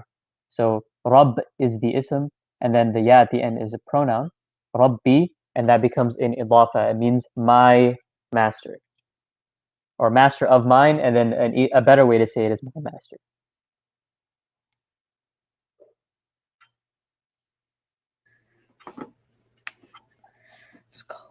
How's it going, Jawad? It's going very well. I overheard somebody ask about Allahumma, so I'm going to tell you guys some things about Allahumma before we go back to work. Bismillah wa salatu wa salamu ala rasulillah wa ala alihi wa sahbihi ajma'in. So the word in ancient Arabic, the meme at the end. Now, first of all, the pronoun is hum, which means they, Yeah. and huma is both of them. Yes. Okay, there's no such thing as a humma. That doesn't exist in Arabic. Okay, now in the phrase Allahumma, right? Obviously, the word Allah is there. So the addition is not a hum, the addition is just a meme. So to think that this is a pronoun would be a mistake because the ha actually belongs to the word Allah. And the only addition to in Allahumma is what? The meme. Yeah. And the meme with a shadda. Now, in old Arabic, you used to say Ya Allah. Yes. Ya Allah, right? So the ya is used to call someone. Okay? But there's another way to call someone in some phrases, which is to put a meme with a shadda at the end. So they used to say something like halumma, which means come on. And notice what's at the end of the spelling of halumma? Meme with a shadda. And when you call on Allah, one way to call on Allah is Allah, and instead of ya in the beginning, a double meme at the end. Allahumma actually means Ya Allah, or calling on Allah. Oh Allah. So that's actually two different styles. And when people aren't as familiar with Arabic, they think, well, humma sounds like hum in the pronouns. Well, let's just go with that argument. Even if you said it sounds like hum, then the first word isn't Allah, it's just Allah. Oh, okay. Without an H, but the ha is part of Allah's name, Yeah. right? So I hope that makes it clear So like, that can't be confused with a pronoun. so like in the surah, I forgot what the surah was like. Allahumma nasta'inuka wa nastaghfiruka. That's not a surah. Oh wait, no, yeah. That's qunut. Yeah. Yeah, that's not a surah. Okay. Oh So- yeah, it was that. Now, our new lesson. Just need you to pay attention. Don't need to write anything. So there was one more question. Go ahead. So somebody was asking about in Surah Al-Fath, ayah 10, وَمَنْ أَوْفَى بِمَا عَاهَدَ عَلَيْهُ اللَّهَ فَسَيُؤْتِيهِ أَجْرًا عَظِيمًا. They were asking why in عَلَيْهُ the pronoun seems to be rafa' when we said they always have to be jar. Oh my God, I thought it was going to be a completely different question because of alayhu. Okay. Since somebody asked, I'm going to explain this to you guys, okay? Okay. So, huwa is the original version, Yes. and the hu or the he are the attached versions. Yes. I'm reminding the student, specifically the student who asked. Do you know their name? Know their name? If you find their name, let me know. Not that I'm going to punish them. But, It's Zayn bin Khalid. okay, Zayn. Especially pay attention, Zayn, but the rest of you will benefit from this a lot. Zayn's question is invalid because Zayn forgot something that many of you will forget many times. Zayn said, why is it rafa when there's a ala before it, right? An attached pronoun by definition can only be nasab or jar. And it doesn't matter what sound it has because pronouns are crazy. We don't judge them by the sound. The fact that they are attached is enough for us to say that they are nasab or jar. Okay, so just to make that concept even clearer to you, Rabbahu or Rabbihi. The word Rabbu is rafa in this case. Yeah. The word Rabbi is jar in this case. but the attached pronoun didn't matter. Who or he, it was always jar. Yeah. And I didn't get that because of how it sounds. I got that because attached pronouns to an ism are always jar, right? So what happened with you, Zain, is that you looked at the who sound in alayhu and you thought that that's rafa. Attached pronouns cannot be determined by their sound. Attached pronouns are judged by the fact that they are attached. But now let's take it a step further. When we say salam to each other, we say assalamu alaykum. Let me tell you something about alaykum. Bata kaf lam waw min fi an ala. Whenever you take ala and you want to stick a pronoun at the end of it, it's no longer ala, it becomes alay. Okay? It used to be ala, but if you want to put a pronoun with it, it becomes alay. So we say, and because ala is a harf of jar, right? So you can't say antum, because antum is the rafa version. What's the attached nasab jar version of antum? Antum. Good. That's why we say kum instead. Oh, okay. And it's attached, so it gets attached to the word alaykum. This would be called jar majroor. Alaykum would be jar majroor. The ayah you asked about was alayhu. The alay part would be jar and the hu part would be majroor. No grammar is broken. It's actually something else that's very special about this ayah, but it's not because of it being rafa. It's something else. But when we get a little more advanced, I'll teach you, inshallah. Okay. Can I start now, Jawad? We're good? Yes, we're good. Are we Okay. taking notes? Not yet. I was writing Muslimun Salihun. Say this for me. Muslimun salihun. Okay. I'm going to walk you through 4 properties. Don't agree with me if you're confused. Okay. If you say, I didn't get that, that's a good thing.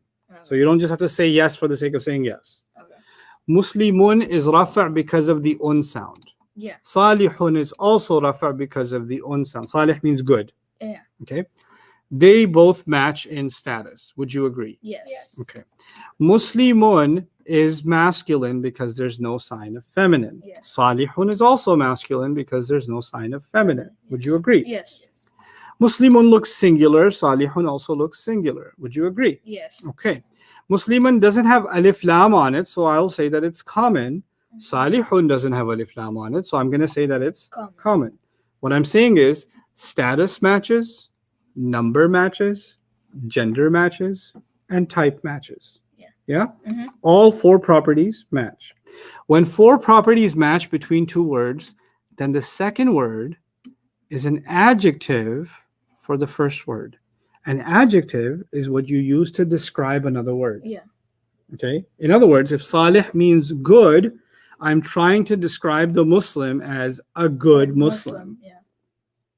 In English, good comes first, Muslim comes second. Yeah. Unless you have an uncle that comes from another country and says Muslim good. But otherwise, in normal English, you say what? Good Muslim. But in Arabic, whenever you want to add an adjective, unlike English, in English, you add them first. Yeah. In Arabic, you always add them after. And the only way you will know, hey, this word is an adjective or describing this word, is that how many properties match? 4. 4. So if I was describing Musliman, I would have to say Salihan. I would have to change the status. So in order for it to match, it has to have everything the same. Status, number, gender, type. Light and heavy, I don't care. Okay. Flexibility, I don't care. But status, number, gender, type. 4 main properties. Yeah. Better match. Okay? Ustad, Yeah. a lot of questions about how salih can be common if it's a proper name. Yeah, salih. Okay, let me tell you how. Salih in Arabic means good, or tayyib, for example. Tayyib also means good. Yeah? But you could have a cousin named Tayyib. When you talk about your cousin named Tayyib, it's proper. Yeah. But somebody says to you, hey, how's it going? You said Tayyib, good. You use the word common. You didn't say proper because you weren't talking about your cousin. Yeah. When somebody asked you, how you doing? You say, my cousin. No, you just said the word tayyib. The word salih is the name of a prophet, but salih on its own, like وَعَمِلُوا الصَّالِحَاتِ in the Quran. فَلْيَعْمَلْ عَمَلًا صَالِحًا وَلَا يُشْرِكْ بِعِبَادَةِ رَبِّهِ أَحَدًا. In those ayat, let them do good deeds. let them act righteously. The word salih just means what? Good. Sometimes the word salih in the Quran is talking about the Prophet Salih. Other times in the Quran, the word is talking about just the word good. Yeah. Okay, so you have to have the sense to know the difference between those two. I'll give you another example of that. That's a good question. Bushra. Bushra in Arabic means good news. Right? Bushra means what? Good news. Good news. But you could have a cousin named Bushra. You could. You could, it's possible. And she may not even be good news. Right? But I'm saying Yeah. that Bushra is common. It just means good news. But if you're talking about your cousin, Mhm. here comes trouble. Then it's proper. Oh, Does that answer that question? Yeah. Jawad, hopefully you get a response from a good student, a salih student. Salih. Let me take another word. Like let's just say Salih. talibun, a student, Okay. muslimun, a Muslim student. Yeah. Talibun, muslimun, both rafa, Yes. both yes. common, both masculine, everything matches, Yeah. right? Yeah. So if I say talibatin, I made two changes. I made it feminine, put a hijab on it, so it's a Muslim, a student, a female student, and it's jar. If I wanted to describe it as a Muslim female student, I would say muslimatin. Talibatin, muslimatin. Whatever I do to the first, I gotta do to the second. Okay, so if I said talibatun, students, female students, it would have to be muslimatun. If I made this one proper and I said at-talibatu, then I would have to say al-muslimatu. Whatever I do to the first one, I do to the second one. Okay, and when I find that all four properties, that's why I learned the four properties. Yeah. The one place four properties really helped me was to figure out the mudaf and the mudaf ilayh. Yeah. This is not mudaf ilayh. This is not an oven between these two words. This is second word describing the first word, the Muslim female students. That's what this means. Okay. The Muslim female students. Mhm. Okay.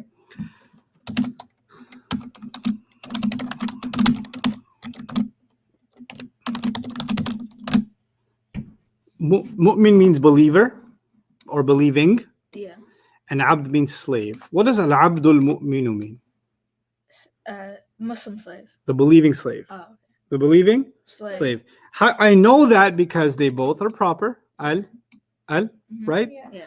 They're both singular. They're Yes. both masculine. No sign of feminine. Yeah. And they're both rafa. Mhm. They're both they match. Yeah. If one of them was off, if I said al-abdul mu'mina, it's some other Arabic, I don't know, but it's not an adjective. Okay. It can't be an adjective. Make sense? Yeah. Now, kitabun. Mhm. Book. Mhm.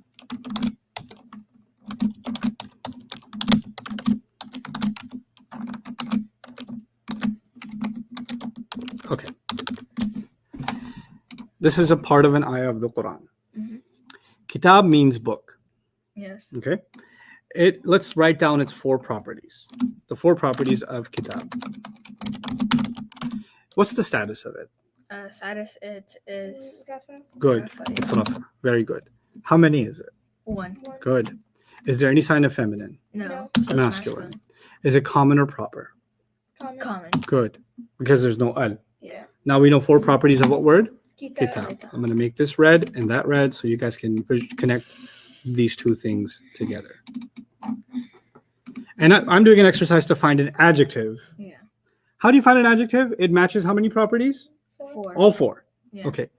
I go to the word min. Min is not even an ism. Min is a harf of? Jar. Any- Nasif. Nasib. No, not a harf of nasab. Go through the list. Ba, ta, kaf, lam, wow. Min. Oh, so it's Harf jar. of jar. Therefore, it can't be an adjective because an adjective has to be an ism. A harf doesn't have four properties. Yeah. How am I going to match it to anything? Mhm. Min beat up on the word indi and made it jar. So this became the jar and this became the Majroor. majroor. Indi itself is light and no al. Yeah. Light and no No. al. And the word Allah is jar after it, Yeah. which means that indillahi is actually a mudaf and a Mudaf. mudaf ilayh. Good. Now let's think about the word musaddiqun. What are the 4 properties of musaddiqun? It's rafa. Is it? Yeah. Yes. Prove it. Qun is like on. Good. And on comes Yeah. from rafa. Good. Rafa. Yeah. So and It's one. it's That's singular. 1. Good. It's There's masculine. no sign for it to be feminine. so- Isn't there qa? Qa is feminine, no? No, No. Oh, okay.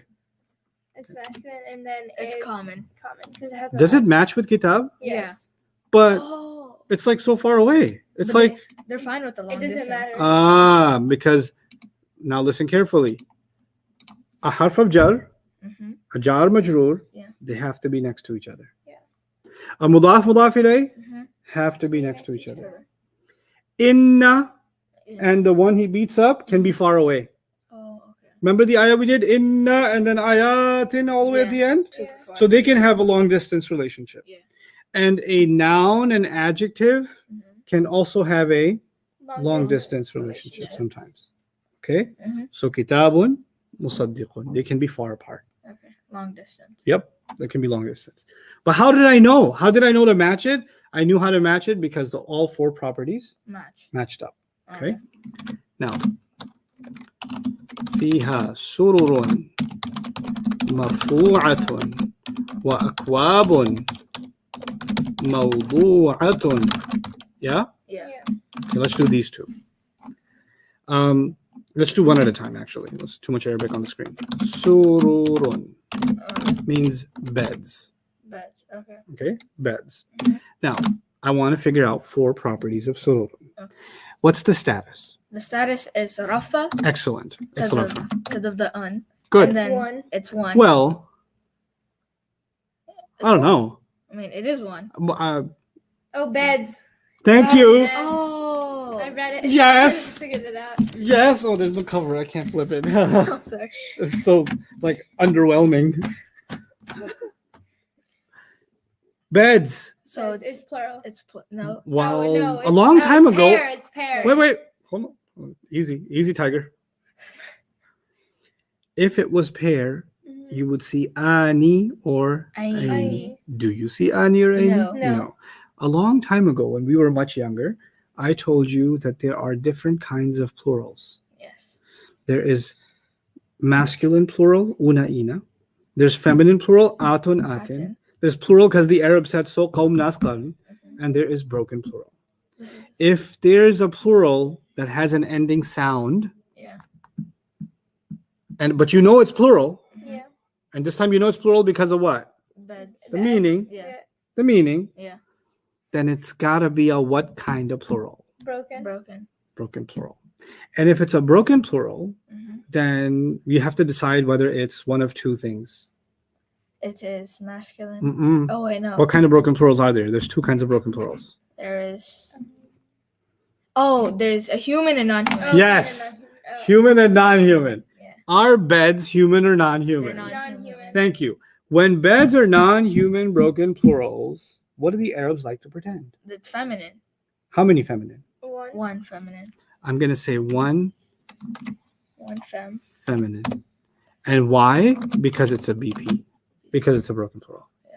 Is it common or proper? It is. Common. Good. common, Why? yeah. Because Because does it's it have ad? You say fiha sururun. marfu'atun. Give me 4 properties. Marfu'atun It's rafa. rafa. It's rafa. Then this is from the masculine. So Is it from the masculine? The hijab is from the masculine? I didn't know that. wait, no, the hijab is It's from feminine. feminine. Yeah, it's from the one feminine call. Yeah. Yeah, one feminine. One feminine. One feminine. And is it common or proper? This is common. Yeah. But it's feminine because of the hijab. Yeah. So if it has the Okay. hijab, So then now it's feminine. let's go back. Yeah. Let's go back. You said sururun is one rafa, one feminine common. Yeah. Yes. You said marfu'atun is rafa, one feminine common. Yes. The properties match. Yeah. Mhm. But this one was feminine because it's a broken plural. Yeah. This one is feminine because it's got a round ta. Yeah. Mhm. I don't care. They match. Yeah. How you get there, I don't care. Mhm. But at the end of the day, this is R1 FC, and this one is also R1 FC. And when 2 properties match like that, Mhm. then you know what happens? This one becomes an adjective of this one. Yeah. Marfu'atun is raised. Raised. Beds raised. Well, Raised when you beds. raised beds, the adjective is translated first. Raised beds, elevated beds. Allah is saying that in heaven, in Jannah, we're going to get pretty thick mattresses. Thick mattresses. Yeah, you got to climb up on them and like bounce off and stuff. What if you have like super jumping, like, cause like I You already, will have super jumping, I'm pretty sure. it's like I've already imagined it. Like I've already have like a bucket list for what I want in Jannah. Like I want to have Wolverine's powers. I want to have Flash's powers. I want to have like a sick tree house. A sick tree house. Yeah. Like, The I problem want with a tree house with Wolverine's powers is you probably end up No, but like I just like use it to climb. and you'll damage the wood. Yeah. But it's Jannah, so it'll regenerate. Yeah, I get it. I get it. I got you. yeah. I got you. Okay. Wolverine. It just looks like a fork. Okay, anyway. So, You know what I noticed? what did you notice? R1. If you put a can in front of it, it spells KFC.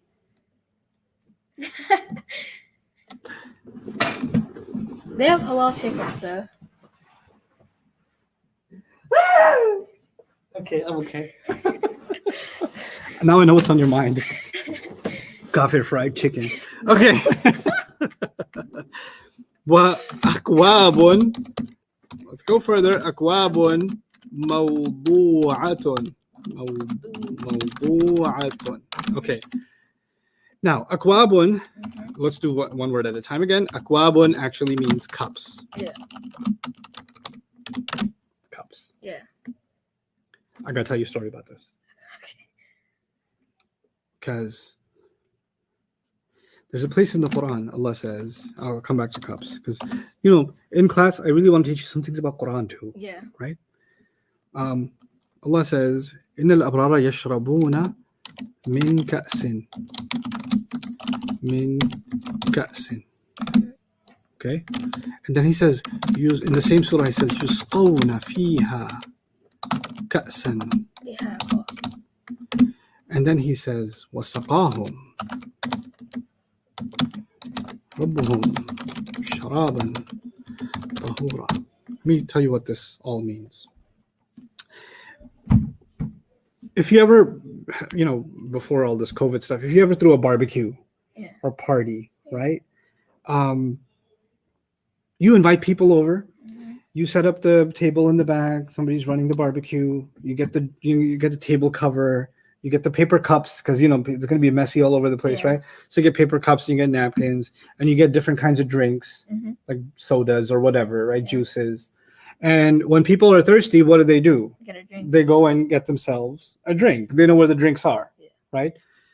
That's a regular party where people can help themselves and go get a drink, right? Because if you invite a lot of people, then you can't possibly go around giving everybody a drink. Yeah.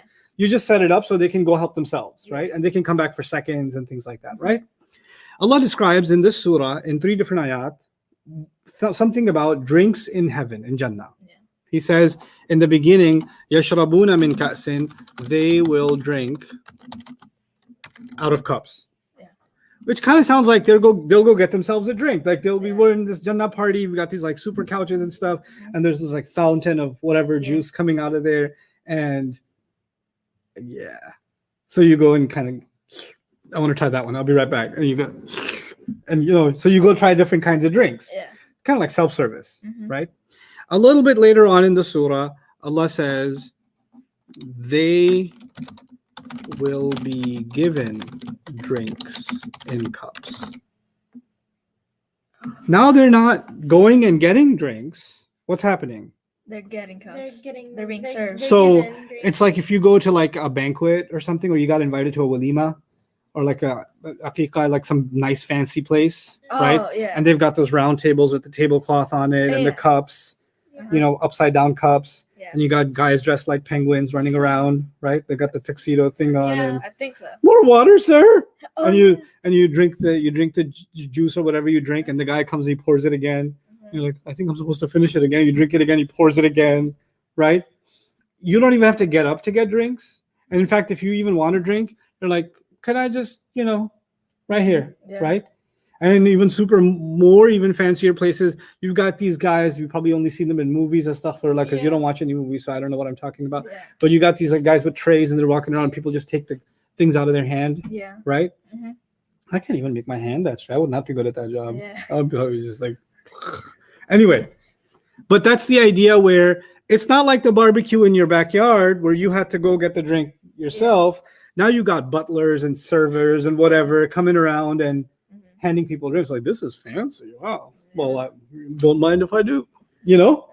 So what happens in the ayah is they get upgraded. I'm reminded of this because, you know, in one time, it's actually really happened to me when I was in New York. I was reciting a surah, I was memorizing, and I had my mushaf with me. And I was in an elevator, and the guy next to me realized that I'm Muslim, right? It was in an elevator, it's a tall building. So we're the only two. He goes, "What do y'all get in heaven anyway?" He didn't say y'all, this was New York. He goes, "What do you get in heaven anyway?" And I have a few seconds to talk to him because ding, the elevator's going to open. I'm going to leave, right? So I said, "Drinks." And then I left. Because I was thinking about this ayah. Yeah. The first level is like, early level of Jannah is like you see these amazing fountains and drinks and you go and you grab whatever juice you can. You're like, this is great. Yeah. It's even halal to drink with my left hand. It's okay now. But then you get upgraded in a higher level in Jannah. And what's happening? People are serving you drinks. You got like these, you know, wildanun mukhalladun, Quran describes these young servants that are running around serving drinks, right? How much better can it get? I mean, that's pretty upgraded. Yeah. Then comes the third part in the same surah, Surah Al-Insan. He says, وَسَقَاهُمْ رَبُّهُمْ شَرَابًا طَهُورًا. Their master will give them drink. Whew. Allah himself will serve drink. Allah will give drink to his believers. That's an upgrade not available in this world. Yeah. Huh? Yeah. So even something like drinks becomes incredible in Jannah because of who's giving it to you. Yeah. You know? And so now the ayah I was sharing with you was وَأَكْوَابٌ مَوْضُوعَةٌ وَأَكْوَابٌ مَوْضُوعَةٌ. And akwab is another word for big cups. Like gallon cups? Not gallon cups, like I mean, the ancient times, it's called them goblets and stuff like that. Yeah. Right? But cups, it's a broken plural. Yeah. Now let's try to figure out the four properties of cups. Akwabun, that's the word akwabun. I'll color it black. It's rafa. Good, you got one. It is. I'll remove the wa. Okay, so it's rafa. It would be, I think, it's a broken plural, remember? Yeah. Is it human or non? Non-human. So you just go with one F. Oh, yeah, one feminine. If you see a non-human broken plural, just go with one F. One F, yeah. And then common or proper? Common. Yep. Now let's see if this is a match. Is mawdu'atun also rafa? Yes. Yes. Yeah. Is it also one feminine? Yeah, because it's got a hijab. Hijab means one feminine. Yeah. It's also common. Okay. You know what happened? A broken plural. This was a broken plural. Yeah. And in the Quran's Arabic, to describe this broken plural, a singular feminine was used. A she version of a word was used. Mm-hmm. So the broken plural was treated as if it is a she. This would be the word to describe a female. Mm-hmm. But this was being used to describe this broken plural. That's what I meant when I said broken plurals can be treated like a she or must be treated like a she. So the adjective, because the whole thing about nouns and adjectives is you got to match four properties. That's our whole goal. Sometimes it's very obvious. Other times you have to sit and kind of really figure it out. Okay. So this is our study of nouns and adjectives. You're not writing this yet. I just want you to think through this. Okay. Number one.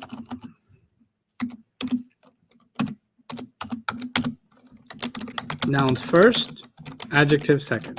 Yeah. In English, it's flipped. Yeah. Right? All how many properties must match? 4. All four properties match. Yeah. can have distance, or no, can or can't? Yes. Yeah, can have distance. And finally, there can be multiple adjectives possible. In other words, I can say, think about it in English, I can say an ugly green car. How many ways did I describe the car? Two. Ugly and green, Green. Yeah. right? So you can have more than one adjective. You know what that means? You can have 10 words, all those words keep matching. That means all of them are what? Adjective. Adjectives.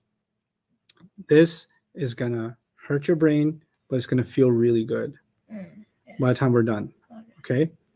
Watch this. You are now ready for your first ayah of the Quran. Okay. First complete ayah of the Quran. Okay. Let me make a quick one. Do it.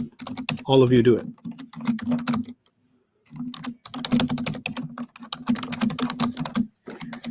That ayah is going to be Bismillah ar-Rahman ar-Rahim.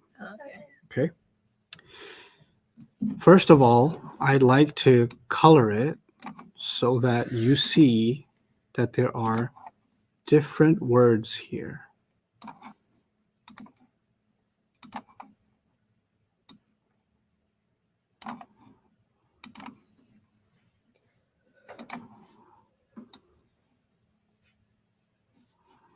I'll color all this green.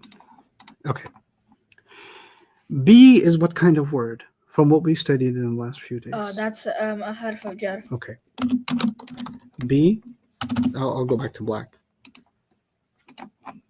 B is a harf of jar. New page, write this down. And just write the English. B is a harf of jar. A completely new page? Yeah. Okay.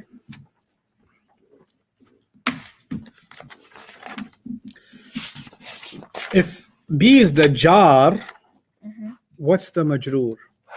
Bismillah. Oh, Bismillah. Bismillah. The ismi. No, Ismi. The ismi part is the alif gets not written. It's a thing. Well, when I teach you one day, Imam Fakhruddin al-Razi wrote pages on why there's no alif in the word ism in Bismillah. Right? It's a beautiful thing. But we'll read that one day. But for now, ismi, I'll call it ismi, Okay. is the majroor. What's the jar? The B. Yeah. What's the majroor? Ismi. The ismi. That makes sense? Yeah. Because the ismi became jar because of it. Yeah. Right? Okay. I'm going to write ismi again. Look at ismi carefully. Does it meet my conditions for a mudaf? No L and light. Yeah. Whenever you see light, you should ask yourself that question. Okay? Oh, yeah, because it could have double meaning, right? Yep. Now, don't write this yet, but I'm going to write it. Mudaf. But I'm going to put a question mark. Okay. I don't know yet because Yeah. you can never tell if an ismi is going to be mudaf until you find a what? Majur or not majur, mudaf ilayh. Mudaf ilayh. So the next word is the word Allahi. Right? Yeah. Is the word Allahi a mudaf ilayh? Yes, because it's jar. It is jar. So I'm going to say the word Allahi is a mudaf ilayh. So I'll take the question mark off. This is mudaf. And this is mudaf ilayh. Does that make sense? Yeah. So you know what's happened so far? B was connected to ismi, Yes. jar majroor. Yes. Yeah. Ismi was connected to the word Allah, mudaf and Mudaf ilayh. mudaf ilayh. Okay. So far, so good. So far, makes sense? Yes. Okay. Now let's look at the word Allahi. Let's look at the word Allahi again. So we look at each one twice, yeah? Yeah.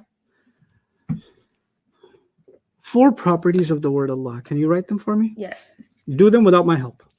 Okay. The word Allah. No, don't say it. Discuss with each other. Take a minute. Okay. All of you do it. Can you 4 bring up properties of the word Allahi. Can you bring it up? Sure, I can. Okay, thank you. So Bismillahi, it's jar. We already know that. Jar. It's there's no so it's What mas- properties am I looking for? Remind Uh, yourself. status, number, gender, and type. Good. So we already Once have, you answer one, Yeah. write it. Then answer the next one, write it. Follow the Yeah. steps, yeah? okay, so jar we already know the word Allah is masculine. So Why did you go to gender first? What's the Oh. order? Status what? Number, Set- but so No. this is one. Okay. Because Allahi is only one. So, and then it's masculine. So we have Is it common? we have status, number, gender. Now we need type. What type is it? I forgot. So type. Allahi نام یک چیز هستنی نام خداوند داره. Yeah. So this is proper. Got it? Yes. Okay. What do you get? J jar jar one masculine proper. proper. Brilliant. That is correct. Excellent job, both of you. Jar, one, masculine and proper. Okay. Excellent job. What's the next word? Bismillah. Ar-Rahmani. Right? Yes. You can spell it in English. I don't care. I want 4 properties of Ar-Rahmani. Okay. Okay. الرحمن Ar-Rahman. يوم جار هستنی. Can you? Sorry. Sure. Thank you so much.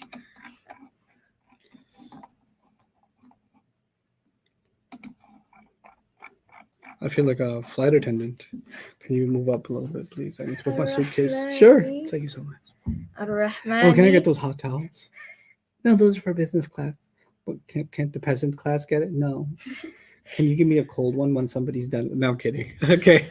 Ar-Rahmani is like E, so that's jar. So Okay. کسی بخونی شد بخواسته خوب سی بخونیش. Ar-Rahmani. That's what I said last Thursday, but nobody listened. ریکو چی داره؟ ریکو. Al-Dara. Yes. So two more syllables. Massive. Yeah. No, okay. If it has it has Al on it. Mm-hmm. So if it has Al. No. What's the order? What's the order? Word Status? status number. Oh, did you figure out status? Yes. Jar. Good. Yes. Good. The number. Number. Is it one of Allah's names? Oh yeah, it is. So what's the Ar-Rahman. number? This is one. Yeah. One masculine. Good. And if it's this is proper Why? Because of Al. because Good. you know, دیدی من کمک کردم. میدونم Yeah. اسمی کردی. I would have missed it because of the Al. Al-Rahimi.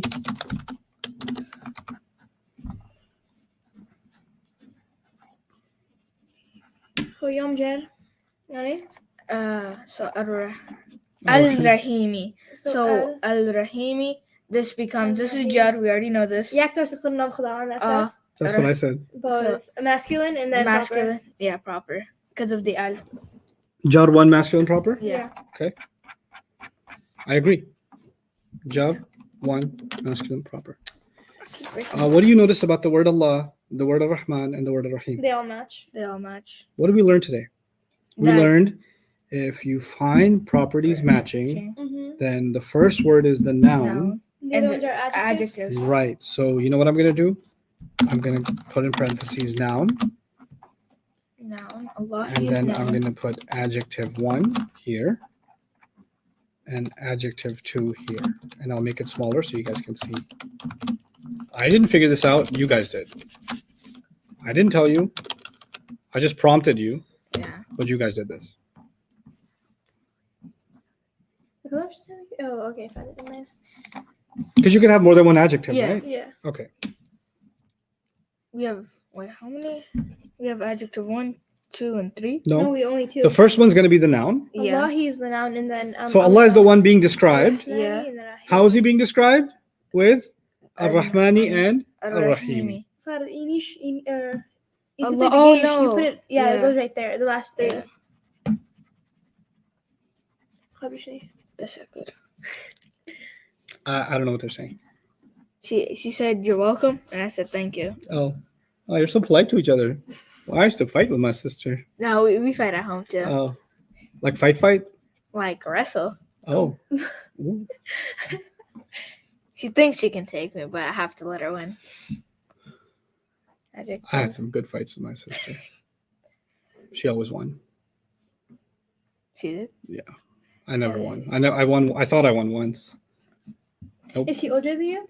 She passed away yeah. last year. But yeah, she was older than me, a year older. Mm. We fought hard. Yeah. Well, not when we were older, when we were kids. Yeah. We No, used to like full on. The last wrestle, fight, like, the last when we were fight she little. won Mhm. was with an uppercut. Really? It was like a Street Fighter straight Ryu Holyuken, like it I was. kicked him in the face when You You wanna know Even how better. You wanna see He one of my started tweets? crying. I would It's say so cry. I would too. My world was spinning, literally. No, it's Okay. not even- Anyway. my tweets went backwards. No, Holy Allah. Okay. Bismillah ar-Rahman ar-Rahim. B is a harf of jar. Mhm. B is connected to ismi because a harf of jar makes the next word jar. Yeah. You guys wrote that down? Yes. Did it make Mhm. sense to you? Yeah. So that would be a jar majroor. Yes. Ismi is a mudaf. Mhm. Ismi means name. Right. Name, yeah? Ismi is a mudaf because it's like no alif lam followed by jar. Mhm. So the word Allahi becomes the mudaf ilay, which if the word be means with Mhm. or by Yeah. or in, then is the mudaf and mudaf ilay have what in between them? Of, Yeah. right? In the name of Of Allah. In the name of Allah. Okay? Mhm. The we is in, and then the Ismillah, name of Allah. Allah. So it becomes in the name of Allah. Allah. Now, some of you might have a question, where did the come from? Mhm. Just know one thing for now. The word the will be normally used in English for a mudaf. Anyway, that's normal in English, even though you don't see al here in Arabic. Okay? So when we translate it, it's going to be in the name of Allah. Allah. Okay. Ar-Rahman means the extremely loving and caring. Mhm. The most extremely loving loving and caring. And Ar-Rahim means the always loving and caring. They always loving. Okay? So, and the extremely loving and caring and the always loving and caring matched with the word Yeah. Allah, right? Mhm. Which means they are adjectives of the word Allah. Allah, which means it's okay for you to even, because in English you can say the adjectives before. Mhm. So you can translate this as in the name of the extremely loving and caring, Mhm. the always loving and caring Allah. Yeah. And you translated an entire ayah and understood all of its grammar on day 7. That's our first ayah of Quran. Bismillah ar-Rahman ar-Rahim. Now think about this. Bismillah ar-Rahman ar-Rahim is not a sentence. If I said, think about this. If I said, in the house, is that a whole sentence? No. No. If I said, in Allah's name, is that a sentence? No. No. But if I said, in Allah's name, I read, That's That's that's a sentence. If I said, in Allah's name, I learn, would that be a sentence? Yeah. Yes. In Allah's name, I pray. In Allah's name, I wash. In Allah's name, I stand. In Allah's name, I drive. In Allah's name, I drink. Yeah. That would be a sentence? Yeah. Bismillah ar-Rahman ar-Rahim is not a sentence. Yeah. It's only one part of the sentence. So if I said Bismillah ar-Rahman ar-Rahim and then I clicked, right? Then this, my click, was the remainder of that sentence. You know what we learned from that? Everything I do in life is incomplete Without Allah. without Bismillah ar-Rahman ar-Rahim. It's like what I do is the later part of the sentence, Mhm. and Bismillah ar-Rahman ar-Rahim is the beginning of that sentence. It's as if somebody forgot to use, it's as if somebody is saying a sentence and they forgot the first part of it. My actions are completed only by the opening Bismillah ar-Rahman ar-Rahim. You have to complete Bismillah ar-Rahman ar-Rahim with whatever you do. And now think about what you're saying when you say Bismillah ar-Rahman ar-Rahim. You're saying that Allah loves me and cares for me more than I can ever imagine. And Allah will continue to love me and care for me always. And then you do something. What are your thoughts about Allah when you do something, when you just say Bismillah ar-Rahman ar-Rahim? Right? Mm-hmm. And He put that in the beginning of every surah except Surah At-Tawbah, which I'll teach you about one day. Right? But why is this in the beginning of every surah? What is Allah telling you and me before you read any surah? Before you read, I need you to know I love you. that I love you and I'll always love you. And I told you these words out of love. I taught you this because I love you so much. Yeah. That's Bismillah ar-Rahman ar-Rahim. Such a powerful. It's so beautiful. It's so beautiful. Every surah. Now you read every surah and the first thing you think about is Allah would never have told me this if He didn't what? Love me. If He didn't love me.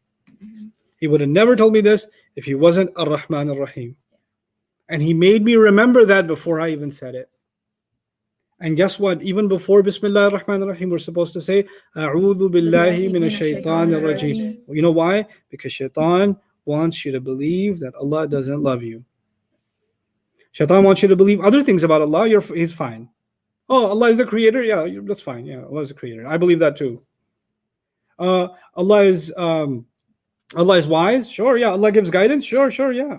That's cool. Shaitan's like, congratulations. You believe Allah is one. He's the guide. He provides. That's great.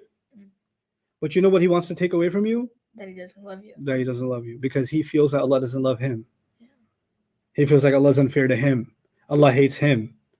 Right? Mm-hmm. He felt that when he refused to do sajda. Yeah. So he wants all of us to feel that. That's what he wants. So before he messes up our relationship with Allah, we first get rid of him and we say what? Then we remind ourselves, you're never going to get us. We're never going to think of Allah differently. And how will we always do that? By saying what? Bismillah. And then we read the Quran. And I'm so happy that you get to do this. I remember the day I got to do this. It was 1999. It was 1999. That was before I was 21 years ago. I was in a class sitting in New York in a masjid on the 3rd floor. Wow.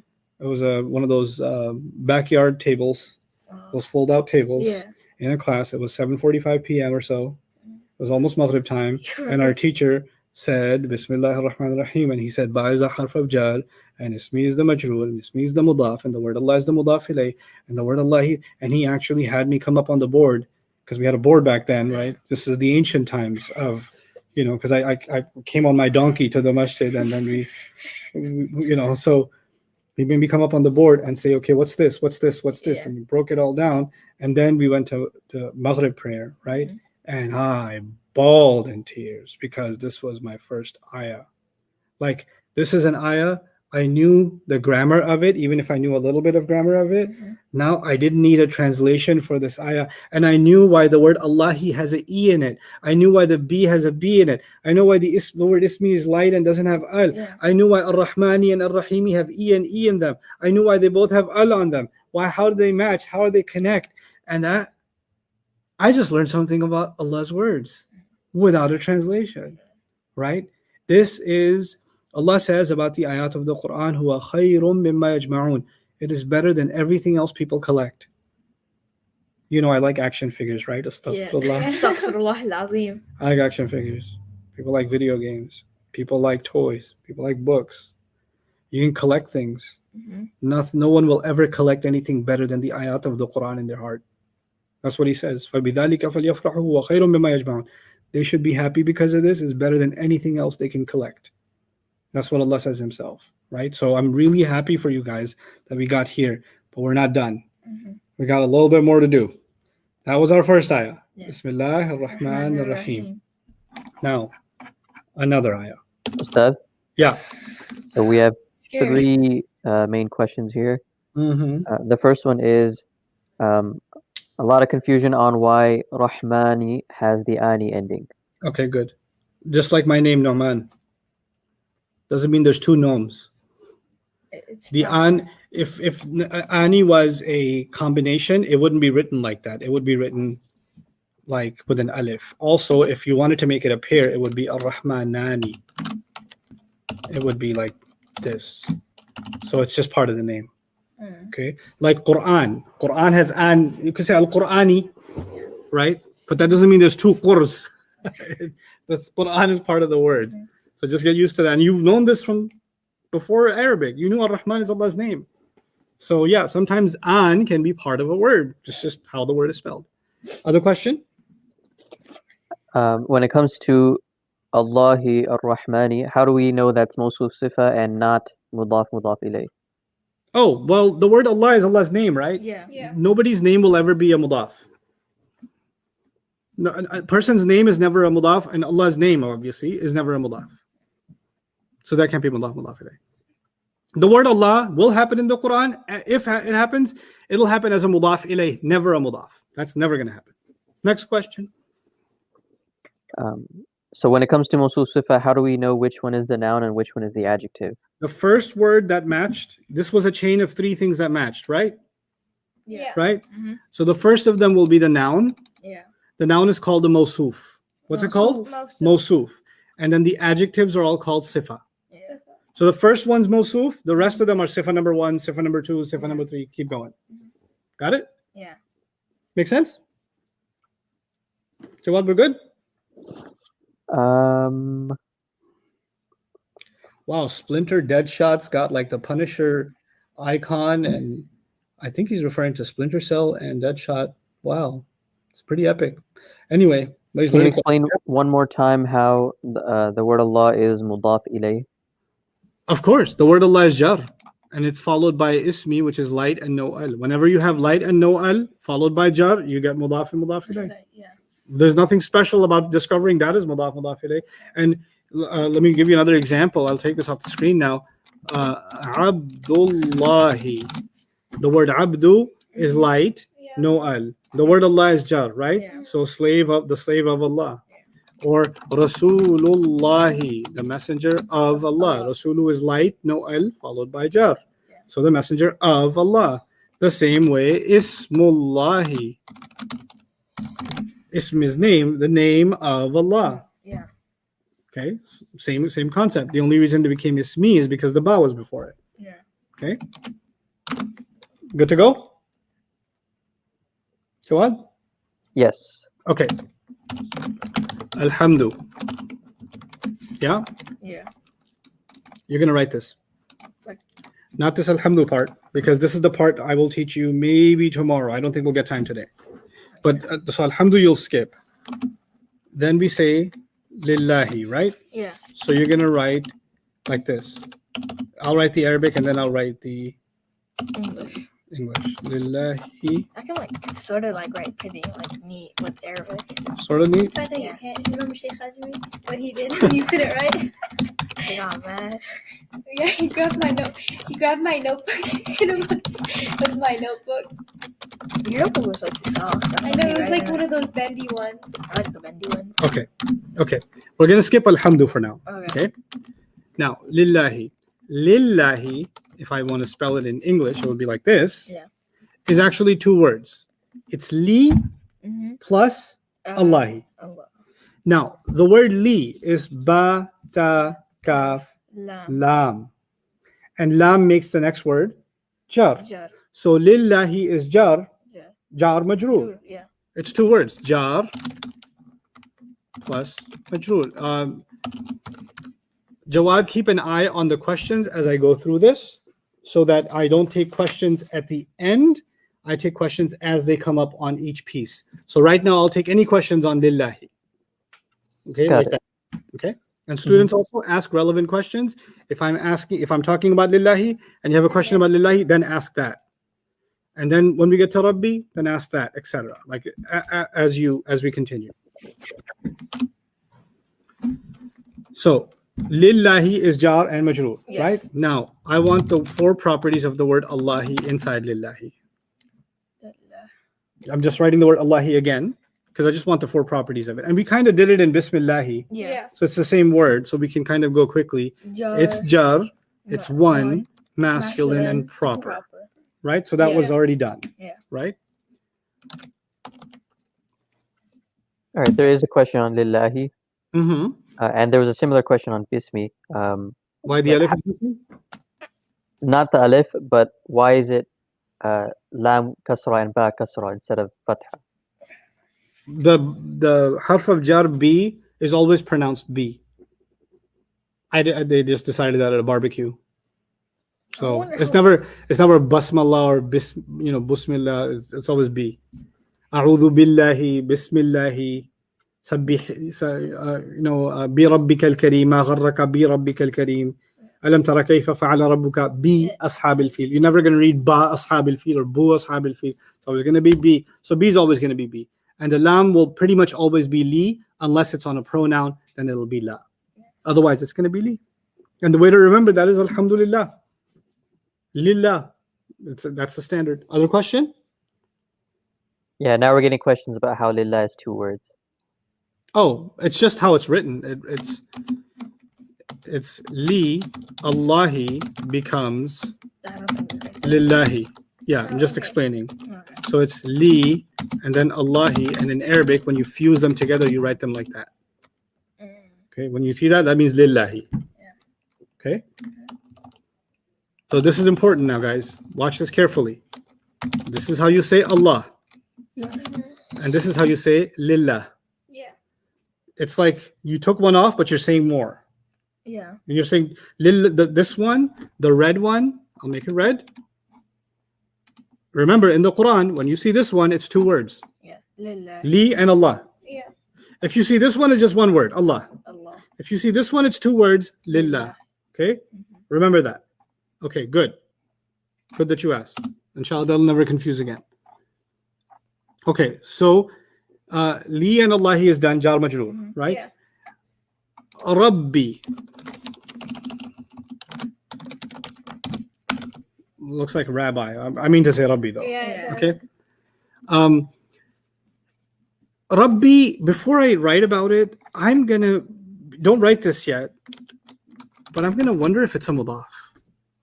B. The reason I even care to ask that question is I noticed that it's light, and I know that normally a word should be heavy. So I'm gonna take that a little further. That investigation, I'll take that a little further, right? So, is it possibly a mudaf? Yeah. Yeah. Yeah, because it's light and And it doesn't no have al. al. Okay, so what I will write with Rabbi is it's light, no al. That I should write. Go ahead. And since I'm on that investigation, I'll come back to Rabbi, but al-alamina, could it be jar? Yeah. Yeah. Ina. It's Nasab or jar, jar, right? yeah. Yeah. But because it's next to Mudaf. mudaf candidate, Mhm. I'm going to go with Jar. Jar. I'm going to go with jar. Okay. Now let me remind you of something. This is an important concept. We didn't do enough of it, but now it's time to do it in detail. Okay. Okay. Have you guys agreed that Rabbil Alamina is mudaf and mudaf ilayh? Yes. Okay, so I'm going to put this one as mudaf and this one as Mudaf ilayh. mudaf ilayh. But that's not enough. We gotta prove it. No, we already proved it. Okay. We've already proven it because we already showed that Rabbi is light and no al, Yeah. and al-alamina is jar, right? So we're already done with that. Yeah. We're good. Okay.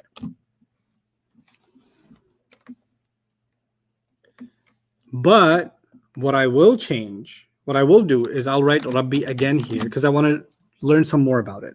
Okay. I want 4 properties of the word Rabbi. Okay. In order, what's the order of the properties that I want? Status number, gender, and type. Wonderful. What's the status? Or no, jar. Jar. Good. Jar. Jar. This is 1 because there's only Very- 1. very It's good. masculine. Good. Now stop. Was it a mudaf? Yeah. Okay, this is a new or relatively new thing. We've done it briefly, but I want you to get it in your heads. Whenever you have a mudaf, Mhm. you don't write proper or common. Oh, okay. The last property, you stop. Oh yeah, because you gotta check the next one and the next one. Good. You got to check the next one. Meaning, whenever you you can get jar, 1 and masculine, fine. Yeah. But when it comes to proper or common, we got to ask the mudaf ilayh and then come back. Yeah. Okay. So what is the last answer? The last answer is not going to come from Rabbi. What's it going to come from? Alamina. It's Al-alamina. Al-alamina. Oh, it's proper. Proper or common? Proper. Why? Because of the al. Yes. Proper. Alright. Now the hardest part. I'm going to write this together. Rabbi al or I'll just say Rabbil Alameen. You wanna start that? Yeah. Okay. Now I'm looking at the whole thing together. Okay. We looked at Rabbi on its own, right? Mhm. We looked at Al-Alamina on its own. Mm-hmm. We figured out that they're mudaf ilayh. Then I asked you to figure out 4 properties of Rabbi. Fine. But now I want to look at Rabbil Alamina. Yeah. Okay. Ustad, Yes. there's a question on lillahi. When we added the lam, we took away the alif. So does that mean that now the word Allah can be mudaf because it's not proper anymore? No, the word Allah doesn't have alif lam. The word Allah is one word. Also, right now, leave that question behind, because then when we're done with Rabbil Alamina and we're on Ar-Rahmani, then you're going to ask about Rabbil Alamina. Stay with me and we'll come back to Lillahi, that additional question. So which is why I said you, Jawad, also, when students ask that, say we will answer that later, because right now I want everybody's focus on this, right? So we got to discipline focus, because otherwise you're not going to get it. And I really want you to get this. I really, really want you. And I promise I'll explain the Lillahi thing. I will. Whatever questions you have, I will answer, but I might not answer when you ask. I might have to discipline when I answer that question, right? Because if I answer all of your questions right now, then the focus will just start going in different directions, right? And it's okay for you to ask questions. I don't want you to feel bad about asking questions, but I do want you to train yourself. Oh, we're done with this concept. Now I can ask, right? So, but anyway, and somebody may have asked just at the right time, but there's so many comments that you got to it later. But now that we got to it later, we'll come back. When we're done with this, we'll come back to that question. So just keep note of it. Okay, Jawad? Yep, got it. Okay, thanks. All right, so now we're going to look at Rabbil Alamina together. Yeah. What I said to you before, I'll repeat. The Mudaf has 4 properties. We already got those. Yeah. The Mudaf ilayh has its own 4 properties. Mm-hmm. But what if somebody asked you, what are the properties of the whole thing? Mm-hmm. When you ask for the properties of the whole thing, you can give the same answer as the answer for the Mudaf. I copy-pasted it. Oh, okay. In other words, you know, what is a Mudaf and a Mudaf ilayh together called? They're called Idafa. Yeah. The whole Idafa has the same properties as the Mudaf itself. Okay. And it's important. Remember I told you Mudaf ilayh cannot be looked, they can't be separated? Yeah. So it's almost like in your head, you have to think of it as one word, one phrase. Mm-hmm. And that phrase has 4 overall properties, like you put parentheses outside it. Mm-hmm. And those 4 properties are the same as the Mudaf, jar, one, masculine, proper. Even though Al-Alamina on its own has its own properties, we're not looking at Al-Alamina right now or Rabb right now. We're looking at the whole thing. Okay, is that okay? Yeah. That's a difficult thing. I know it's a new thing relatively, but I want you to get used to it. So how would The we get Mudaf proper, though? speaks for the entire Idafa. The Mudaf speaks for the entire Idafa. Go ahead, your question. So how would you get the proper though without Alamina, because there's no Al in the beginning? Right, because how did we get proper for Rabbi? What did we have to do? Because of the word, the thing. Alamina. And now that you figured it out, this speaks for the whole thing. Oh, okay. Got it? Yeah. So Rabbi will never have al because it's a mudaf. It can never have al. Yeah. And it's never going to have tanween. Mm-hmm. I remember tanween was like a. Yeah. So it doesn't have a and it doesn't have the. So we're like, what are you? Yeah. So that's why we have to go to what? Mudaf ilayh. Right. And mudaf ilayh will tell us. Once it told us, this speaks for the entire phrase. Okay. Jar, one, masculine and proper. All right. Alhamdulillahi Rabbil Alamina. What's the next word? Ar-Rahmani. Now we did this once. Yes. Now we can do it again. 4 properties, please. Ar-Rahmani. Me. Jar. Good. It's Yeah. jar. Good. One. Remember, it's not ani is not a pair. It's part of the word, Yeah. right? It's not Ar-Rahmanani. Yeah. Good. Is it one? Yes. Masculine? Yes. Why is it proper? Because of Al. Good. Ar-Rahimi. Let's do that. What do you think about Rahimi? It's jar. Yes. Yes. It's one. Yes. It's masculine. Yes. Improper because of the al. Because of the al. Jar because of the e at the end. Yeah. One in masculine because there's no sign of feminine. It's Yeah. one of Allah's names. We already know that. So it's Mhm. one. Masculine. Proper because the al in the beginning. Yeah. Excellent. Now the fun begins. Maliki. What's unusual about Maliki? Your ear should be now trained to say something is off. It has Something an is E. off. More than that. Normally, Normally, finish the sentence. Normally, a word should be. Heavy. Heavy, yeah. Heavy. So this Is it? No, No. this is light. So this is a jar. And on top of being light, It's jar. And it has no Al. has no al, which means it might be a. Mudaf. Okay, so I'm not going to write this yet, but I'm going to put a question mark. Yeah. Right? So you can write Maliki, but don't write Mudaf yet. Okay. Do you know why I got Mudaf? Because Maliki is light and doesn't have al. You heard it, Yeah. right? Yeah. Mm-hmm. Okay. How do we prove it? It has a mudaf ilayh. Yeah. Yomi, Yomi. does it have? Yeah, that's jar. It's jar. Which means that this is definitely a Mudaf Mudaf ilayh. ilay. which means I can take my question mark off, Yeah. right? Yeah. So Maliki is mudaf and Yomi is Yeah. mudaf ilayh. Okay. But I'm starting to look at Yomi a little suspiciously also. Yeah, because it Why am I looking at Yomi suspiciously? doesn't have I'll tell you. yeah, because it doesn't have an L either. No. And it's also light. Yeah. Light, no al. I thought that's for what? Jar. That's Or for mudaf. that's for mudaf. And it's okay for a word to be a mudaf ilay for someone else Yeah. Yeah. and a mudaf for someone else. It's Yeah. okay. Maybe it is a mudaf. I don't know, but I can verify. How do I verify? If the word after it. And it's adini, Adini is E, so that's jar. which means it It's is mudaf ilayh. mudaf ilay, which means this is in fact a mudaf. Mudaf. So I wrote Yomi twice because it's mudaf ilay, but it's also mudaf at the same Yeah. time. Questions about that so far? There's a question on how do we know when we need to look at a word twice? How it can have two? How do we know when a word will have two roles? When what did I say about normal and abnormal? Normal is heavy. Yeah. When it's light, no al. When it's light, first of all, you should start thinking, why did it become light? And that's when you have to look at it twice. And I'm writing it twice so you separate concepts. Okay? So you really think about one concept at a time. You think about Maliki and the relationship with Yomi on its own. Then you think about Yomi and its relationship with Adini on its own. That's why I'm writing it twice. I could just write, oh, it's a mudaf ilayh plus a mudaf. That will be confusing for you because then you're like, what does he mean by that? So I'm writing it twice over. So I'm saying, think of it this way. Now think of it this way too. Yeah. Right? Now, here's the hard part. I'm going to have you figure this out. You've already taken notes on this. Yeah. I want 4 properties of Maliki. This is the hardest part of this entire exercise. It is? Okay. Yeah. So Maliki. I want 4 properties of the word Maliki. It's jar. Okay, I agree. It is Maliki stands for angels. No, Maliki means owner. Owner? Mhm. Oh. Malaika is angels. Oh, okay. So don't worry about meanings. Okay, Maliki. Malik is one of the names of Allah. That I'll tell you. Yes, like no plural. So it's jar, yeah. We So got it's jar. Jar. One.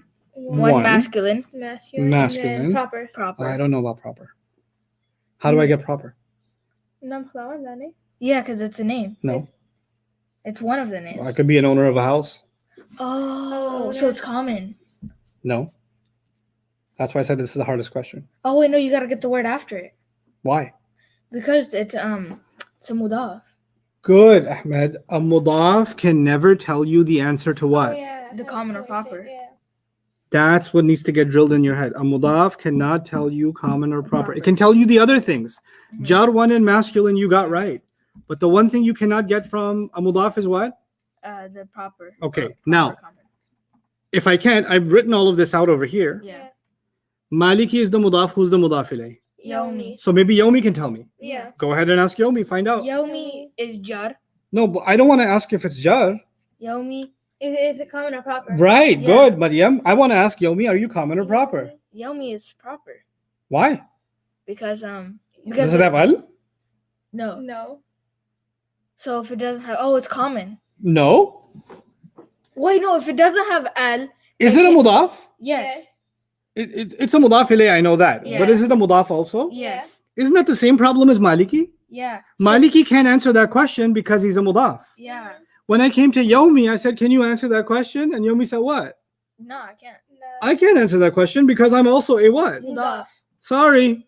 Let me go call somebody. Oh, okay. Who's Yomi gonna call? Adini. Adini. Adini says you're right. This is a religious question. Yeah. It's a Dini question. Adini. I can tell you if you're proper or not. Adini says what? Yeah, I'm proper Why? because I have al. Al, Yeah. which means Yomi is what? Proper. If Adini is proper, that means Yomi is Proper. proper. And if Yomi is proper, then Yeah, proper. Maliki is proper. Yeah. proper. Oh, okay. How somebody says, how do you know Maliki is proper? You never know if a mudaf is proper or common. Yeah. You have to ask the mudaf ilayh. So the word Maliki has to get the answer from Yomi. But Yomi cannot give the answer because it's also a mudaf. Mudaf. So it has to go to its own mudaf ilayh, which is Ad-dini. Ad-dini has al in the beginning, Yeah. which means it's proper, which makes yawmi, the mudaf, proper, which makes maliki, its own mudaf, proper. By the way, what goes in when you translate, what goes between a mudaf and a mudaf ilayh?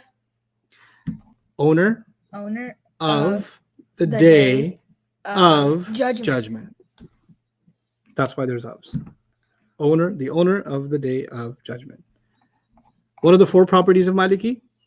Jar, one masculine, proper. And the final question.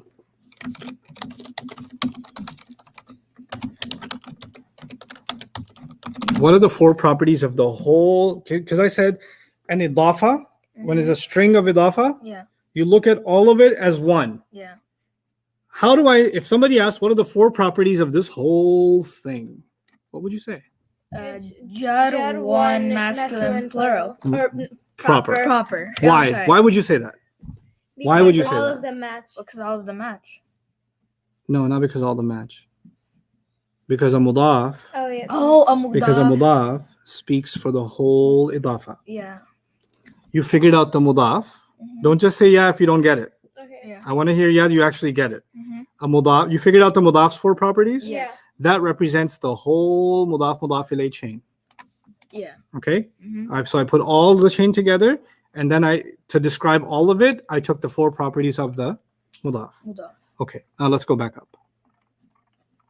In your notes, give me underline the four properties of the word Allah.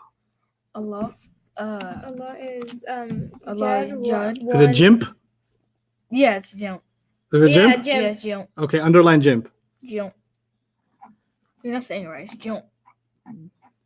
Jump. Jump. That's like Jump. okay. That's how we say it. What about Rabbil Alamina? What are the four properties of Rabbil Alamina? The whole phrase. Jump. Jump. Underline it. What about Ar-Rahmani? What are the four properties? Jump. What about Ar-Rahimi? Underline it. Ar-Rahimi. Where is it? Oh, Ar-Rahimi is jump. Okay. What about the whole Maliki Yawmiddini? Jump. Jump.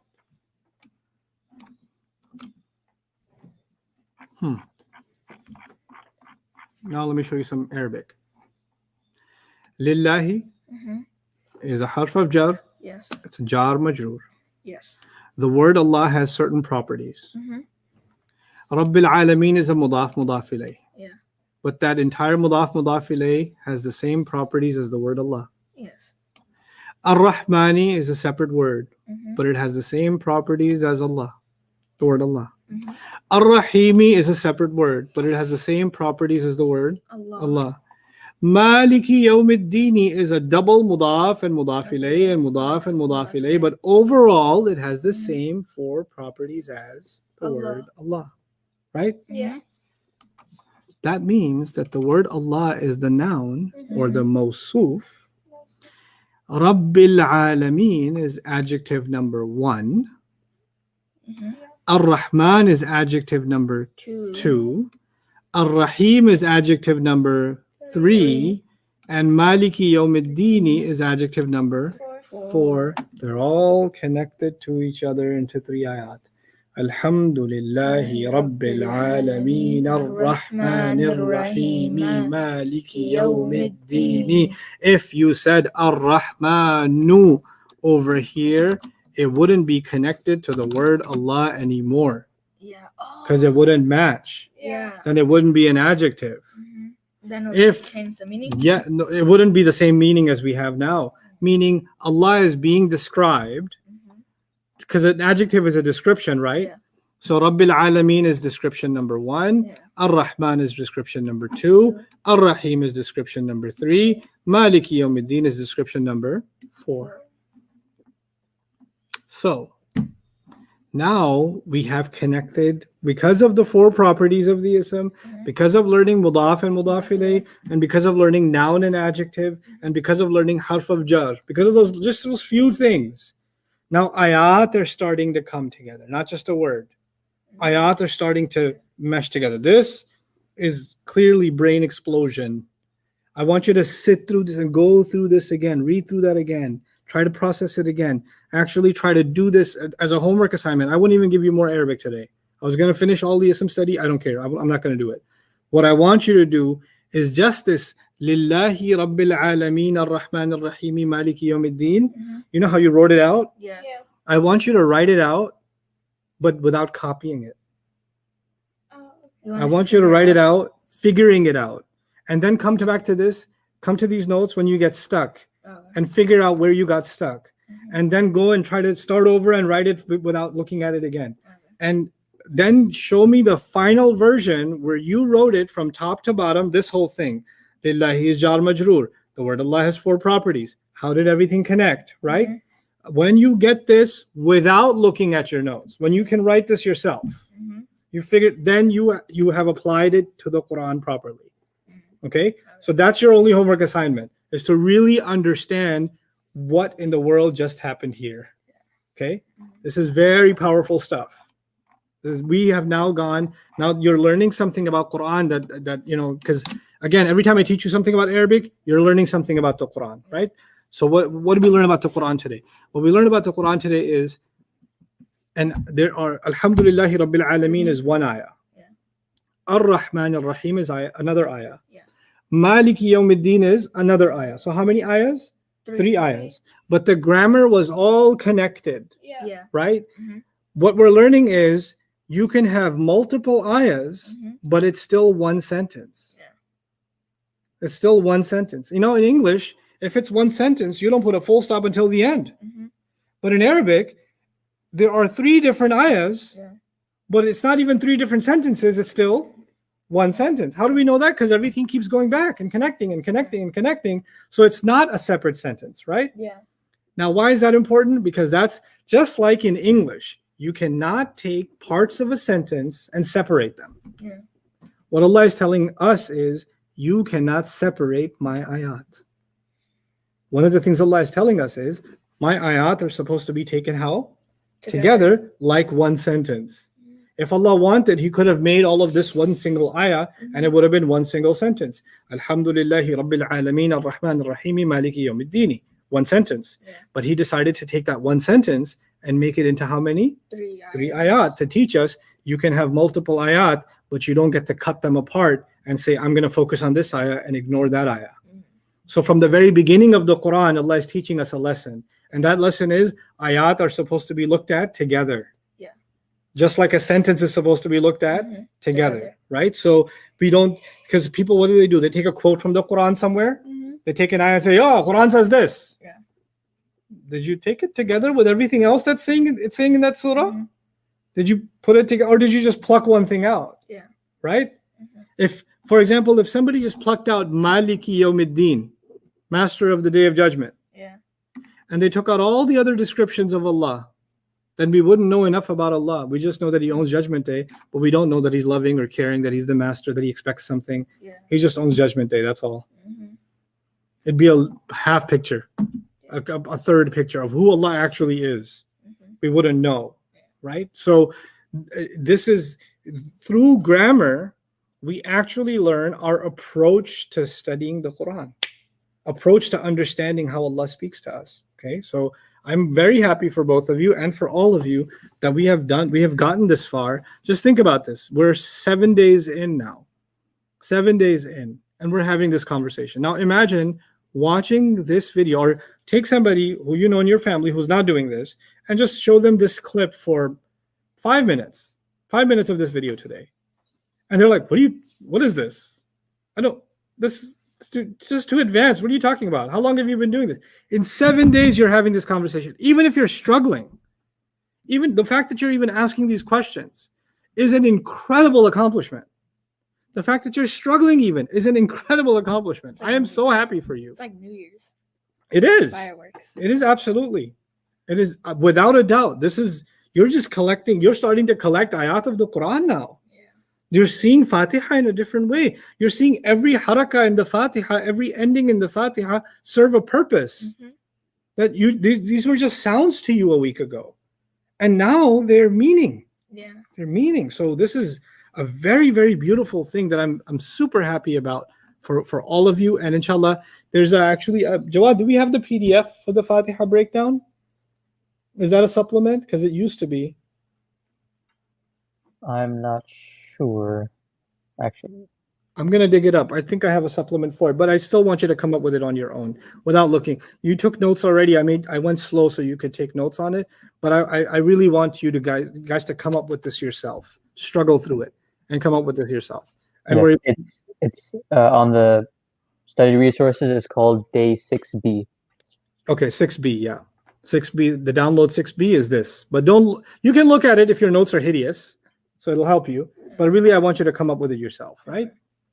Now, the question was about lillahi. What was the question? It was when we're adding the lam, we're taking away the alif at the beginning.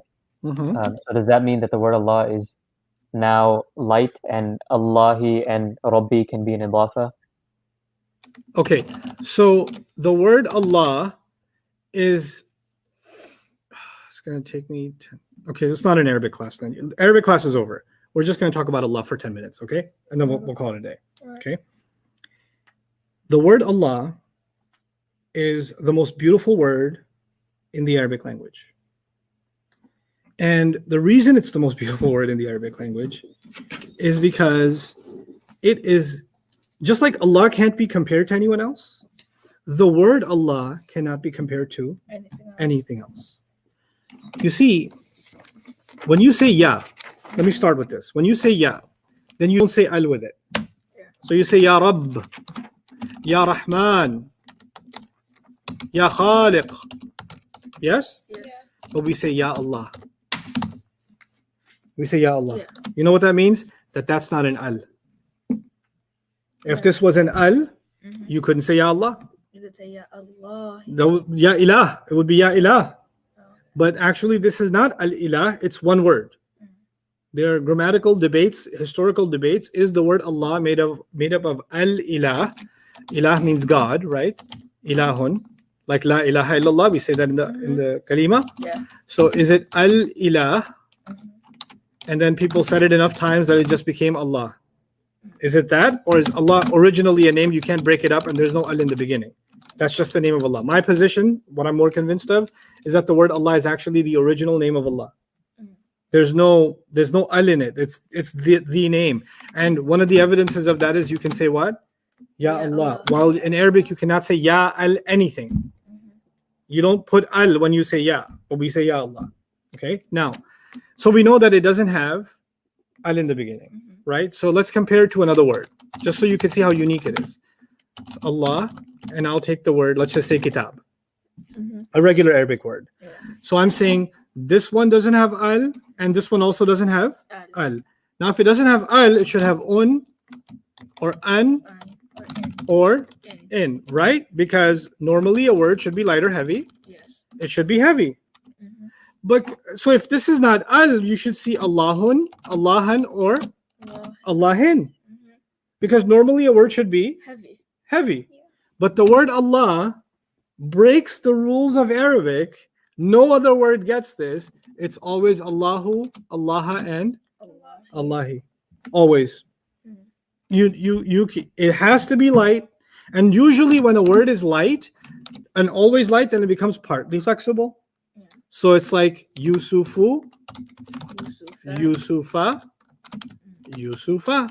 But the word Allah is always light, and yet it's still fully flexible. Allahu, Allaha, and Allahi. So just the alif always just comes with it. Yes. Now, well, let's talk about the alif. In Arabic, in tajweed, in makharij, and in tajweed, we have light letters and heavy letters. So we say kha, sa, ba, but ba. Yeah. You don't say ba, you say ba. ba, but you say ba, right? You say qa, but you say ka, right? So some words you're frowning, qa, and some words you're smiling, ka, right? Say this one. La. Is it law? No. La. It's by definition, lam is supposed to be la. But the word Allah, we don't say Allah. Allah. Even though lam in all of Arabic is light, When it comes to the word Allah, it's Heavy. In every way. The word Allah is it can't be compared to any other word in Arabic. Just like Allah can never be compared to any creation. Like, it's just so beautiful that the word Allah is like that. So the reason I brought that up is the question was, will the word Allah be a mudaf because the alif is missing? No, it won't be. No, it won't be, because that alif isn't part of alif lam. That alif is not part of alif lam. It's just omitted in writing when you put a preposition. But there are other, but only with lam. But if I say bi, I say billahi. The alif is still there. If I say fi, I say fillahi. Okay. If I say min, I say min Allahi. Min Allahi. Okay. If I say wa, I don't say wallahi like that. I say wallahi with an alif. So the only time the alif even goes away is with lam lillahi. And that's just a writing standard. Just because there's too many lams now, so it would be redundant to write it like that. So it just became fused together. Lillahi, that's it. That would be Fusa Arabic. Would that be like Fusa? The way they write this is Lughat al-Arab. But the Arabs didn't write back then like this. Their writing was very different. But one day I'll show you what they used to write like, inshallah. You know how to write like that? No, I know how to read like that a little bit. But write like that, no. There's some artifacts in museums and stuff like that that they have on the subject. Other questions before we wrap up? You have to press when we're looking at idafa strings, how do we determine the properties of the whole string? Just the mudaf. Once you figured out the mudaf, you can speak for the whole thing. So on Maliki Yawmiddin, where we have two mudafs, what do we do? Okay, so in Maliki Yawmiddin,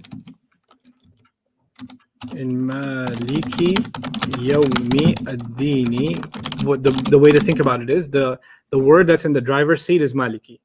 Once you figured out the four properties of Maliki, it speaks for the entire idafa. This guy is a second mudaf, but it's in the middle. It's already playing a mudaf ilayh role. That's not our primary. Maliki is our primary. Okay? So I'll give you a long string idafa, another one. Dhikru rahmati rabbika. This is in Quran, okay? So dhikru is light, no alif lam. That would be a mudaf. Rahmati is jar. That would be a mudaf ilayh. But rahmati is also light, no alif lam, making it also a mudaf. Rabbi is jar, making it a mudaf ilayh. Rabbi is light, no alif lam, which makes it a mudaf also. Mudaf, because it's light, no alif lam. An attached pronoun could be jar, therefore is jar. So that would be the mudaf ilayh. So dhikru mudaf, rahmati mudaf ilayh. Rahmati mudaf, Rabbi mudaf ilayh. Rabbi mudaf, ka mudaf ilayh. And somebody says, give me the four properties of this whole thing. All I got to do is figure out the four properties of dhikru, which would actually be rafa, because of the one, because there's dhikr is singular. Dhikr has no sign of feminine, so it's masculine. But I cannot answer the proper common question because mudaf can never answer that question. So I'm going to go find the answer for proper or common from Rahmati. Rahmati says, man, dude, I got the same problem. It's a bad economy. I'm a mudaf myself. Go ask the Rabb. The word Rabb is also mudaf. Doesn't have that answer. So the Rabb has to go to what word? The word Rabb has to go to the word ka. Ka is a pronoun. All pronouns are proper. All pronouns are proper. Because this is proper, Rabbi is proper. Because Rabbi is proper, Rahmati is proper. Because Rahmati is proper, Dhikru is proper. And this, since you figured this out, this Rafa' one singular, Rafa' one masculine proper speaks for the entire thing. Even though there's a feminine in between. Even though there's jars in between.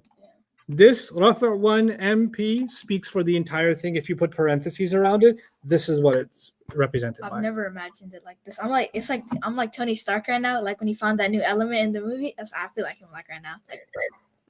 That's a good time to end the class. I think that's a pretty good reference. Okay. Other questions? Let people like, yes, slightly overwhelming. Slightly. I went fast on this one, but good thing it's recorded, right? Yeah. So go back and listen to the last 2 minutes. Process. I've never like imagined like Quran like with rafa, nasab, jar, like pronouns. Oh, okay. I'll end with this. One student wrote, Ustad, I used to be able to read Quran normally, but after your class, I can't stop thinking about rafa, nasab, jar, mudaf, mudaf ilayh when I hear the Quran. What should I do? My prayers are getting messed up. And I wrote back, great. I'm so happy because this messed up phase is what's going to lead to eventually Allah just talking to you when you're praying. Then you think I think about rafa, nasab, jar when I'm praying? I don't, but I used to. I used to be like, mulaf, mawsuf, sifa number 1, sifa number 2, jar majroor. Oh, distant adjective. Allahu Akbar. That used to be me. And then slowly that became second nature. Then slowly the vocabulary started kicking in. Slowly just became Allah talking. That's just Allah speaking. And then sometimes I'm listening to the Imam recite and I hear something in Nasab. And I'm like, Ya Allah, you said that in Nasab? Why did you say that in Nasab? And I finish the prayer. And then I go start reading tafsirs about why was that word Nasab? Why did you do that? Why did you do this rafa? Hey, why was that proper? It's common in this other ayah. Then you just start paying attention to what Allah is saying. Paying attention in a different way. At a different level. Like you're focused on every word. Isn't that beautiful? Yeah. It's incredible. Hatta yasma'a kalam Allah. Until he hears the word, the speech of Allah. That's what we're trying to get at. And alhamdulillah, we're making remarkable progress. Even though we're behind on I knew teaching online and teaching just you guys is going to be a different pace. So this is a shot in the dark. The material I finish in 10 days, I'm not going to finish in these 10 days, but I'm completely happy about that. And I'm making those adjustments accordingly. So I know exactly where I'm going to finish, inshallah ta'ala, in 3 days from now. So, and it'll be a good place. There's still stuff you won't know, but that's okay. We've got a longer journey to go, right? But you'll know quite a bit. Aren't you seeing quite a bit already? Yeah. Right? And by the next 2 days, your world's just going to, oh my God, I'm so excited for you. What's going to happen the next couple of days? You don't even know what's coming. This is just the battle. Oof. Oof. Alhamdulillah. Very, very happy. It's a really rewarding thing for me, and I hope it is for all of you too. And thank you for sending me those messages. I really enjoyed watching them. Really proud of all of you. The work you're putting in, the dedication, how enthused you are, how your kids have energy. Keep that up. Allah put blessing in your life and make the nur of this study of Quran show up in all the other parts of your life. Every other part of your life should get lit up because you're giving Allah this time with this book. Barakallahu li wa lakum. Assalamu alaikum wa rahmatullahi wa barakatuh.